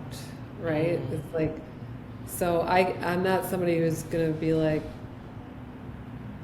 prescribing to you like take a plant medicine or something. It's more so about how you're gonna redistribute your energy. For you, it looks like just literally laying on the earth, getting to those retreat places that could just be in your mind, and laying in bed and just like having a chamomile tea, like something that's going to calm your nervous system. In general, I see your health gets better when you say no to things that feel really like a lot of pressure on you. Like you have to say no more. And then that helps create this like more space. When I'm scanning like the systems of your body, and I just see part of the healing of your body is just releasing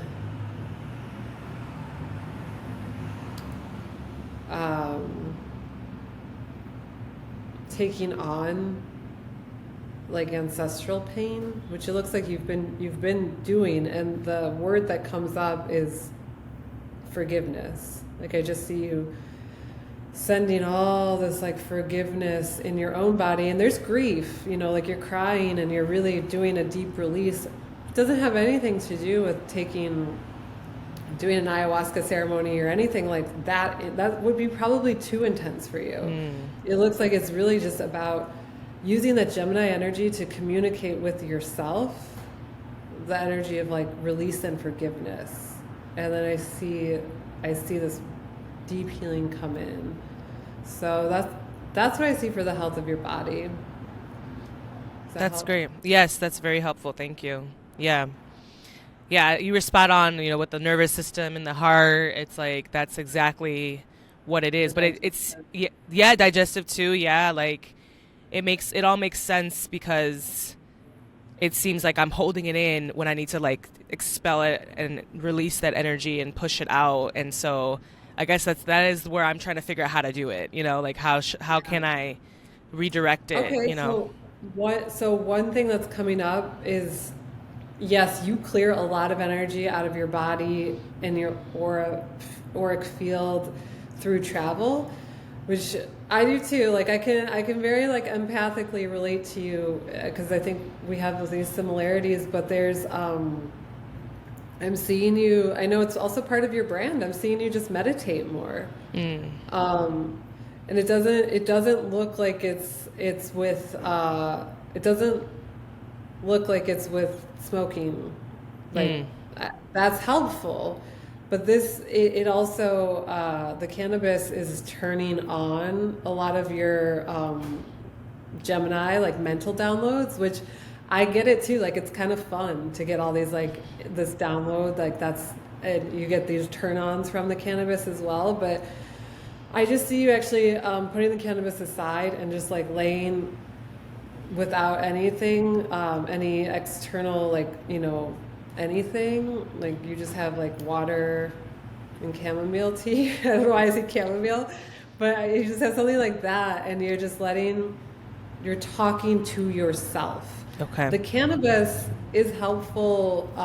It looks like when you want to get productive, like Yeah. when you want to go and do something. But Yes. for the actual level of like healing where you're at right now, it's just going to be your own energy. It's going to be you talking to yourself. And I see Okay. you having this like release with the earth. It's as if the earth comes in, which makes so much sense for a Taurus to have this deep connection to the earth. But I just see like it comes in and it just, you communicate with it, you ask it to take some of this pain and stress and anxiety away. Mm. And it looks like it literally comes in and it just does. You have to trust that. I think this also has to do with your Mars and Cancer, because Mother Earth, right? Like Mother, the Cancer is the divine mother. Mm-hmm. And you have a very strong connection with Mother Earth.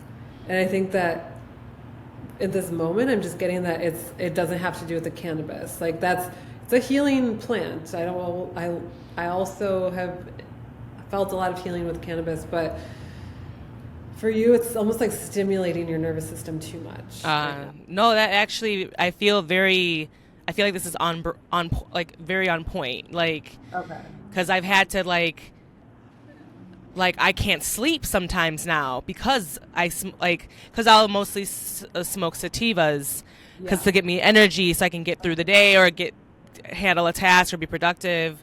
Mm-hmm. But it's like, yeah, like now, and then I need to learn how to like turn things off a little bit and just rest, or just like at the end of the day come down and like turn my phone off and turn the TV off, like, and just, yeah, look You already within. know. That's the other thing about you. Like you already know. You know more than I do. To be honest, I'm just like the messenger, but you're the strongest like messenger for what you need. And it looks like, yeah, turning things off, tuning out the noise, because Gemini can get really loud, but it can also, it's the dual sign, so it can get really quiet too.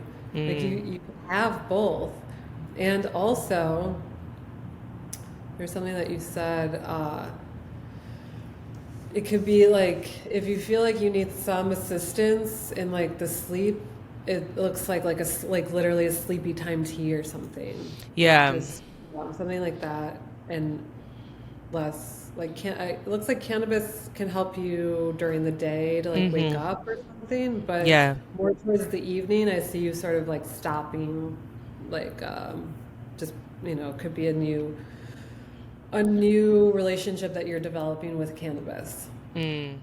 And it's funny because my friend for my birthday gave me these teas, and I've been drinking them at night, and they've been working. Like they have been actually, yeah, they've been making me sleepy, and I've been like, have been able to like turn it off. And so, yeah, it makes sense. Yeah. Good. I see you also like you're going like this with your heart on your hand and one on your digestive tract, like your hand on your heart and on your belly, those places that I was seeing that are kind of like most lit up with anxiety or stress right now.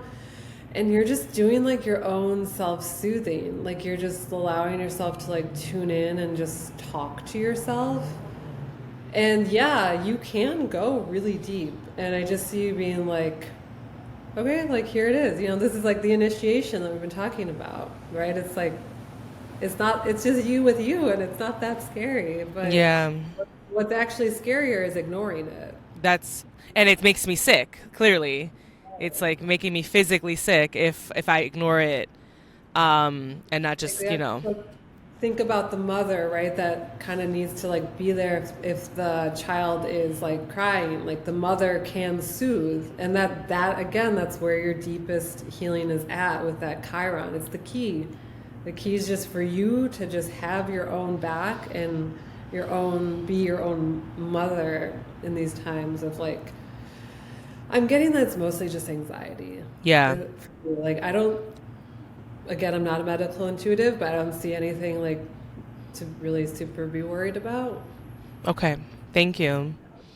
One thing too that I wanted to like focus on in the second quarter of this year, because the first quarter was a lot of like me giving and being the teacher and guiding and things like that. Whereas when I come back from this trip, I told myself I want to take some improv classes and I want to be a student again. You know, I want to learn some things. I want to take more dance classes.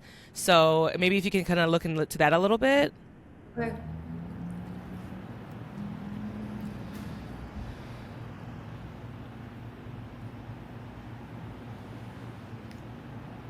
Okay, so yeah, it's definitely going to get lit up like right when Jupiter enters Gemini, which is May 25th. So it's the end of this month, and it's really cool reading your energy because I see all these opportunities are going to start to come in. And you're going to be like, holy shit, she was right. There's just like things flying out of the blue. Like there's going to be people coming. I'm seeing people come to you and be like, hey, do you want to work on this with me? Could be really cool for you. I know you wanted to like get into improv. And I see your Taurus being like this beautiful, solid, just like pillar of light, because that's your sun. And I see you being like, hold up. Like, you're not going to say yes to everything. There's going to be a lot coming at you, and you're going to be the one who decides what you want to do. So it looks like you've planted the seeds for all these things to come to you, and they're going to come to you. However, I just see you being like, I see you being like, I don't want to do that. I want to do this. So it looks better to, not say yes to everything. And once again, like this, in these moments of teaching and learning, yeah, people are going to come in hot, and they're going to be like, do you want to teach this? Do you want to learn this? And actually, I see you being like already knowing what you want. Like it's like you already know where you want to maybe take improv or where you want to teach or learn. And I see you might say yes to a couple things. You might be like, hell yeah, but you're going to need to listen to that hell yeah, because it looks like other things are just going to completely drain you. Okay. In terms of you getting into all this, like for sure. I see it's just going to be a matter of like, what do you really want?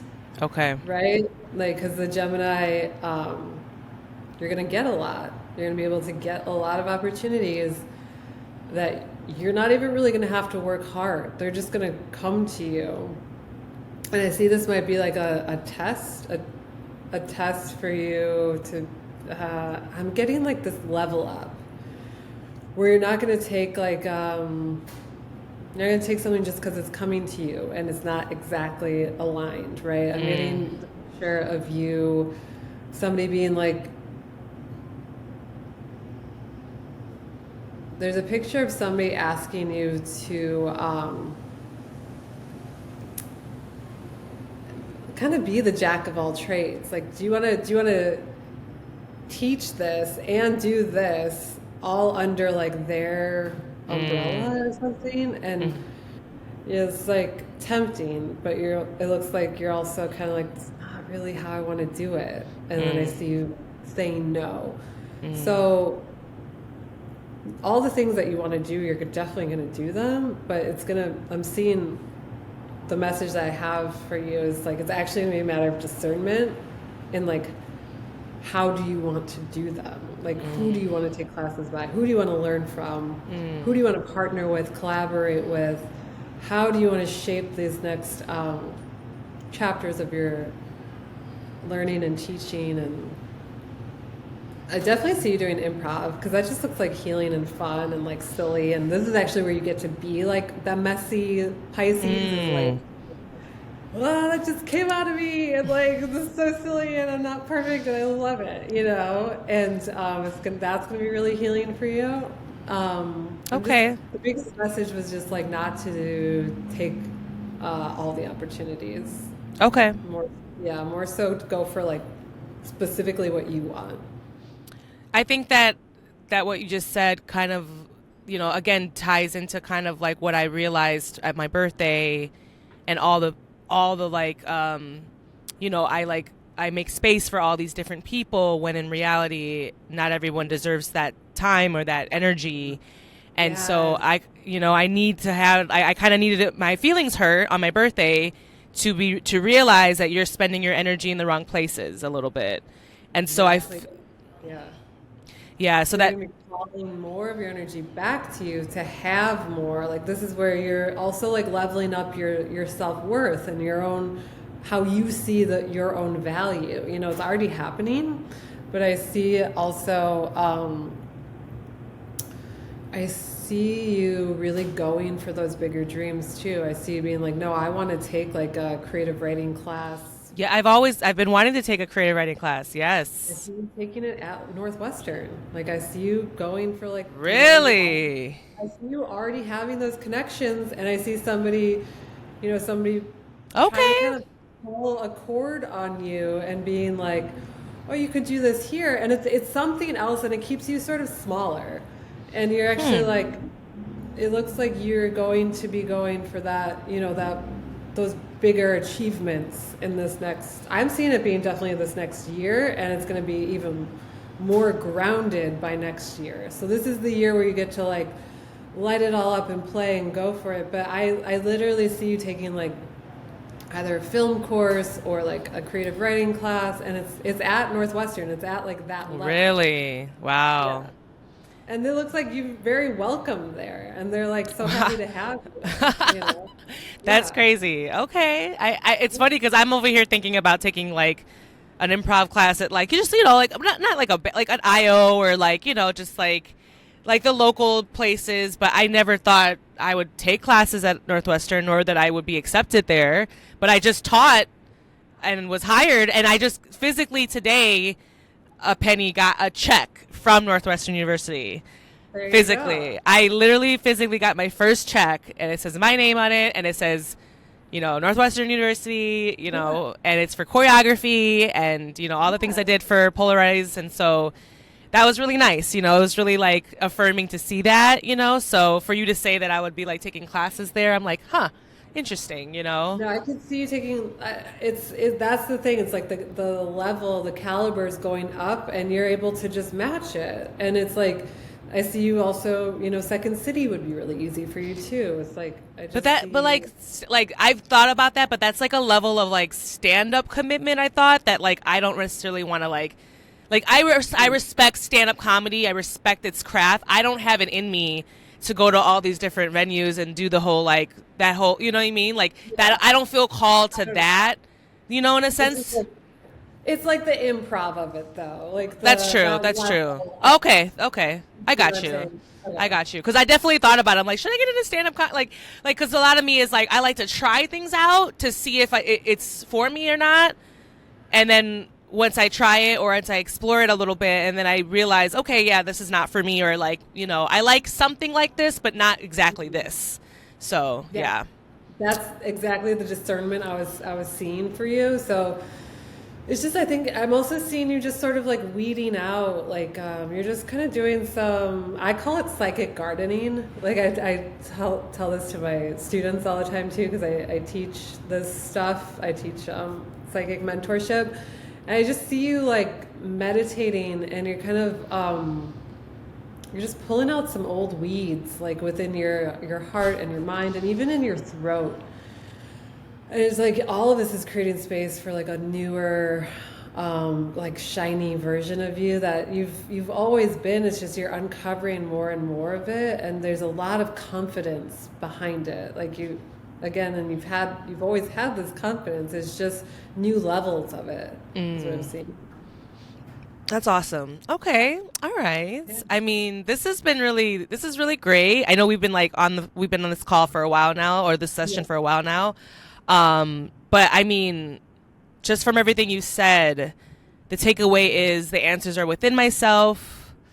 I need to write down my dreams or process my dreams more, and like physically have them, you know, like written or seen or whatever, like kind of like, you know, which journaling to me is like, I do it every now and then. I don't really do it, but I do it every now and then, and it's helpful when I do. But I can see the dream part being very interesting, because I have some wild dreams, so having to like process them and write them down and stuff might be jarring too, but also be, like you said, like there's might be some sort of realization and It's you like a know. hello to your spirit, like, hey, I'm listening. Yeah. And when you move your spirit in, because you have a high level of like, again, mental, intellectual ability. Like you're really, really smart, basically. And also, you're really also in your body. And it's like, I'm seeing through everything that we've, worked through here is that it's that intuitive part of you that really wants to come in and like piece it all together. Yeah. And that might be the part of you that like you resist, and we always resist the part of us that we need the most, or something. We always resist what we need, honestly. It's like, and I just want to say your Gemini moon gives you a lot of communication with yourself. Some of my favorite like friends that are psychic, my psychic mentors, are Gemini moons. So it's a very psychic placement to have a Gemini moon, because you have a lot of natural communication with yourself. So really, one of my teachers said the highest form of spirituality is simply to know yourself. I think that that's a huge true statement, and I think that then the next piece is to how do you serve? How do you bring that out into the world? But you have to know yourself first before you can. That's bring it out true. into the world. That's true. Love that. So it has a lot to do with just nurturing yourself. Really give yourself the permission to go within, because you've already, in a lot of ways, you've already mastered being a performer, being out there, and that the tending to the internals always, it always changes your external reality. The more you can, just like ease those anxieties or that nervous system, the more you're going to feel, I can just show up easily at Northwestern and take a creative writing class and not feel like intimidated or anxious. It's like you can, it's things like that I've even noticed within myself. Like, the more I just communicate with myself, I can show up on Kimbo's podcast and talk about everything. Where that might have been something that was, like more of a pain point for me. It's just a matter of like how you can just work with yourself to then show up differently externally. Does that make sense? Yes, it does actually. No, this has been really great because it's like it's cleared. Like I've felt these past few days after my birthday just a little erratic, a little stagnant, a little like, and I thought I would feel so good after the showcase was over. Like I accomplished this big milestone, and then I had my birthday and I had that disappointment, but it also that clarity combined with that disappointment and then that reminder of my grief, all of those things kind of came up, and then my health being a concern and not wanting to continue that pattern of bad health with my family, my dad. So I feel like and this is exactly why I thought that, having a session with you at this time would be so wonderful, especially since now I'm going to be going on my trip next week. And like, I agree with you. I think that this is like, when I come back, after I have this healing trip and I can like have this clarity and I can just like, it's intriguing that you say I'm going to have these like opportunities come my way and I'm going to have to say no to some things, because I can kind of maybe sense maybe what might be I can sense what it might be. And I'm like, like I wonder how that's going to look, because one thing I'm always concerned about is finance, and like making money. But I love that, it was very affirming for you to tell me that like, no, you're supposed to make money this way. You're supposed to make money this way, because I'm always thinking that the easy way out is getting a corporate job, right? And, I still am open to a corporate job because of that freedom of having that financial freedom and that check every 2 weeks and the health insurance and all that, So that makes sense. I think that you might start to frame your desires into that like corporate, like making your day-to-day that kind of like form and structure. Yeah, there's And I've more been that. resistant to that. It's funny because I've been resistant to that. And I feel like, Right. but no, I love that you said that. Continue. I'm Yeah. sorry. I'm sorry. Go on. Well, okay, the health and wellness piece has to do with that Pluto in your sixth house. So remember, Pluto's that deep transformational energy. So if you're worried about your health, it's you're on your activating path if you continue to just if you continue to go all in to your health and wellness. Like if you that's your Pluto in Scorpio is there for the transformation of your health and the day to day, right? So like letting go of coffee, like this is like making your wellness a ritual for you, and allowing it to transform and not be the same thing all the time. Like what worked, and that's very Gemini, what worked for you one day might not work for you every day, but just having the daily routine of it being something, right? So maybe it's like take a hot yoga class one day or a yin yoga class another day or a pole class, something to focus on that health and wellness piece. Like even if it's just like meditating, like just making it a daily thing is going to always be that healing path for you. Okay. But also talked about the money, like you're always concerned about money, right? And I want to keep it like as simple and direct as possible. I think for you, the big piece about healing is just going to be about money is about healing the mother wound. So because that's the second house, Cancer, and it has to do with money. It's in your money house. So it's totally the thing we want to avoid. And it's also where the magic is at. It's like we don't, so just, it's also your Mars. Like your Mars is how you take action. So I'd be good for you to like look at where are you naturally mothering? Who are you naturally mothering? Where is the Cancerian energy showing up for you? It's definitely your home. Cancer has to do with home as well. But how can you just redirect it into your own body, your own nurturing and nourishing, like those parts of you that feel maybe neglected or just needing to be heard, Interesting. That's literally going to be the thing that just money comes out of the blue. That's so, and then part of me is like, well, I need to figure it out. That what you were saying earlier, how like you were always like trying to figure something out, but like I need to let go of like how that's gonna, because like that I believe you, and I think that's exactly what it is. I'm just trying to like now, what does that look like? You know what I mean? Like what is that? That like is it literally healing like my relationship with my mom? Like because we have our own tumultuous relationship with and it has to do with money because my mom was always so fixated on money. Everything is very transactional with her. Her love is transactional. The way to give my mom love is to give her physical money, to actually give her money. Right. And right now it's like I don't have a lot of money to give her, but it's like that's what makes her happy. So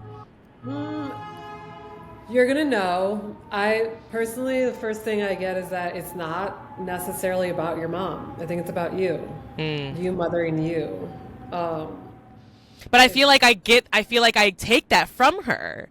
I feel like because of the way I was raised with her being so obsessed with money and having, that transactional feeling of it, like tied in with love somehow, that when I don't have money, like I feel very, like scared.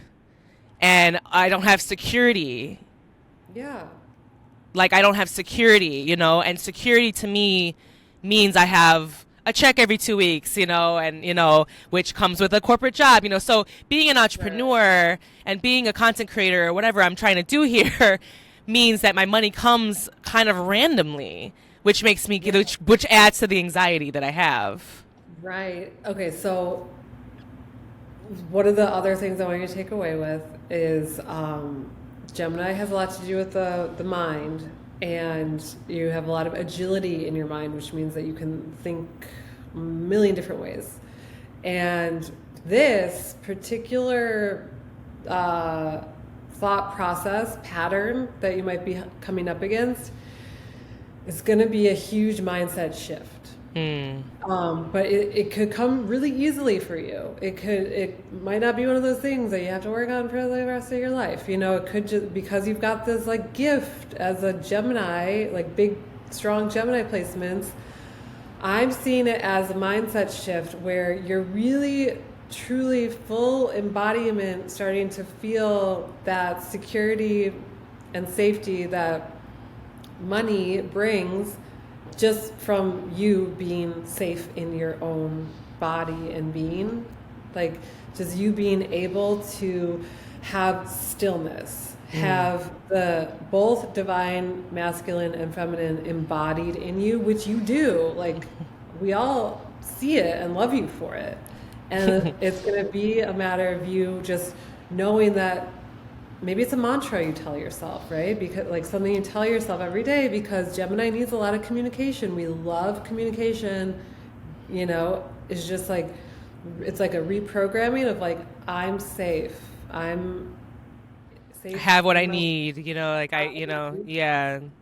And then the more that like integrates, so it could, you know, it starts in the mind and then it'll integrate in the body. And I just see your spirit just coming in and being like, and here's, you know, these like gifts and surprises and blessings. And you're like, all right, you know, like I wasn't operating from fear anymore. I wasn't operating from scarcity or lack, because there's like, I just feel like it's going to happen. You just kind of need the reminder. So maybe you come up with a good mantra for yourself where you're like, okay, I'm safe. I'm safe in who I am, and I can provide for myself. Because remember, it's like what you avoid and what you're not, I don't know how you're going to feel if you go into that corporate job. You might feel okay for a while, and then you might want to bust out, and that could just be your process, you know?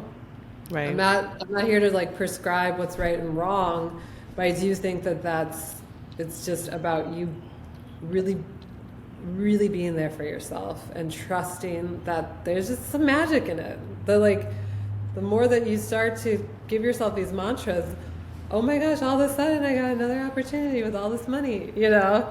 Right. That's where it's not going to make sense. And I've personally been there. Like I actually know that you're just one little mindset shift away from a lot of surprises, good surprises coming your way. Well, thank you, Penny. I mean, I'm you know, emotional because I just, you know, this is like that thing that I just still can't figure out. You know what I mean? It's like that whole, and that mind, like you said, the shift of the mind, and like that's the one thing I guess I'm like resisting, or I'm just still trying to like. That's like my journey. I'm like trying to, because I do agree with you. I do agree with you in a sense that like I do agree that once I do kind of unlock that and heal through that, you know, the money will come. It's just so hard to like get out of that mindset of, you know, that, you know, like it's just the programming that we're used to in society of, you know, with, you know, a 9 to 5 and, you know, and that security and the health insurance and all that, you know, really just like tactile bullshit that, you know, the patriarchy puts on people, that's what matters in this life when it doesn't, you know? So, totally. But also you're smart, like you're so intelligent. So you're going to know how to play the game. You know, it's like, if you're like, this is really what I need, then that might be what you need for a little bit, but you're not, right. You're not signing up for the long haul True. of it all. You know, it's like you're gonna get what you need and then go. And so you've already broken free in a lot of ways, and it's just gonna be, I think, more and more of play, letting yourself play with the energy and with the, oh, I'm hitting fear. How can I change my mind here? You know. Yeah. Thank you, Penny.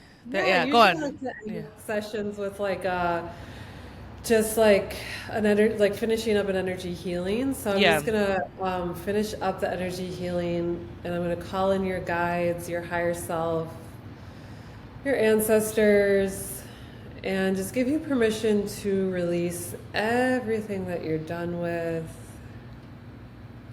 And just telling your guides, your higher self, and your ancestors to bring in all the energetic updates that you're ready for. And I'm just giving all of your chakras a spin. They say a spinning chakra is a happy chakra.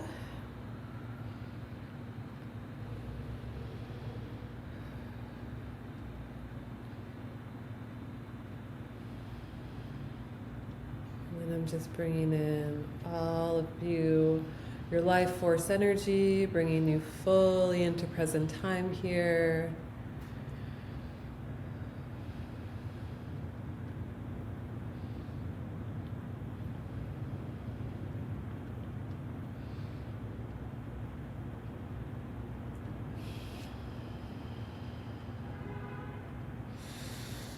All right. Okay, that's a healing. So usually I talk a little bit more about what goes on in the healing and everything, but I think we got a lot of information. Oh yeah, yes. helped you really like release a lot, and I think that you might be. I think you might be moving towards a era where you're much more like, as there's a more balance of like how outward you are in the world, you might be equally inward, like Okay. it's just kind of what I'm getting. Like a balance. Like more of a balance of like, you're this incredible performer who can be so on and so giving, and like there's got to be this, the same level of going inward and receiving. Got you. Got you. Thank you, Penny. Yeah. This has been so great. If you're still here and you're listening, I feel so much better about everything. I feel like Penny really breaking down the houses and my chart and explaining in detail too, like what it means. And I really got down to really understanding, I think, what I need to do to get to like my end goal, and it just means just kind of switching up some rituals and focusing within more, like you said. And I'm just, thank you so much. This has been wonderful. There's going to be a big level of just trust fall here. I think you're going to fall onto like a nice divine feminine pillow. I love a good pillow. I love a good pillow. Yeah. Well, if you all listening want to like have a reading with Penny, how can people, find you? Yeah, so you can find me you can book a reading on my website, jupiterbotanical.com, Jupiter like the planet, and we can do it online via Zoom anywhere in the world. And also, if you're in Chicago, I have a studio in Wicker Park, so you can come to my studio. I do in-person sessions here. They're always recorded and sent to you with a detailed outline. And also, I just want everyone to know, and Kimbo, I'd love to see you there as well. On June 15th, I'm going to have my very first astrology teacher ever, he's a Jungian astrologer now, but he's also an evolutionary astrologer. He's the one who taught me about the nodes and Pluto. He's going to come here for a lecture. Oh, really? Yeah, from 3 to 5 p.m. Okay. And it's donation based, so walk-ins are welcome. It's $10, $25, whatever you can donate. And he's going to be giving a talk about the radical era of the 2020s that we're in from a Astro-Jungian perspective. So I'm there. Learning out, and he's got a lot of information. And I love to support all my teachers. So his name is Brian Alamana, and that's how you can find me. And also the latest Astro thing I have coming up. That's amazing. And that was June 15th, right?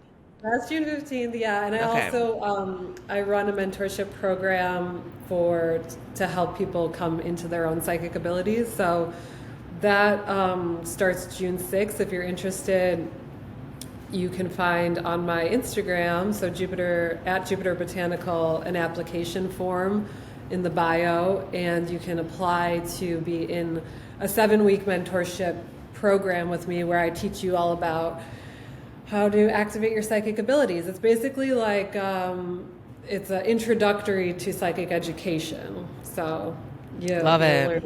Yeah. Wonderful. Well, thank you so much, Penny. This has been wonderful. And listeners, if you loved it, just book yourself a session with Penny. I feel wonderful. I feel like a lot of clarity has been brought to me, and so thank you so much for listening in, and we'll see you guys next time. Thank you, Penny. Thank you. Bye. Bye.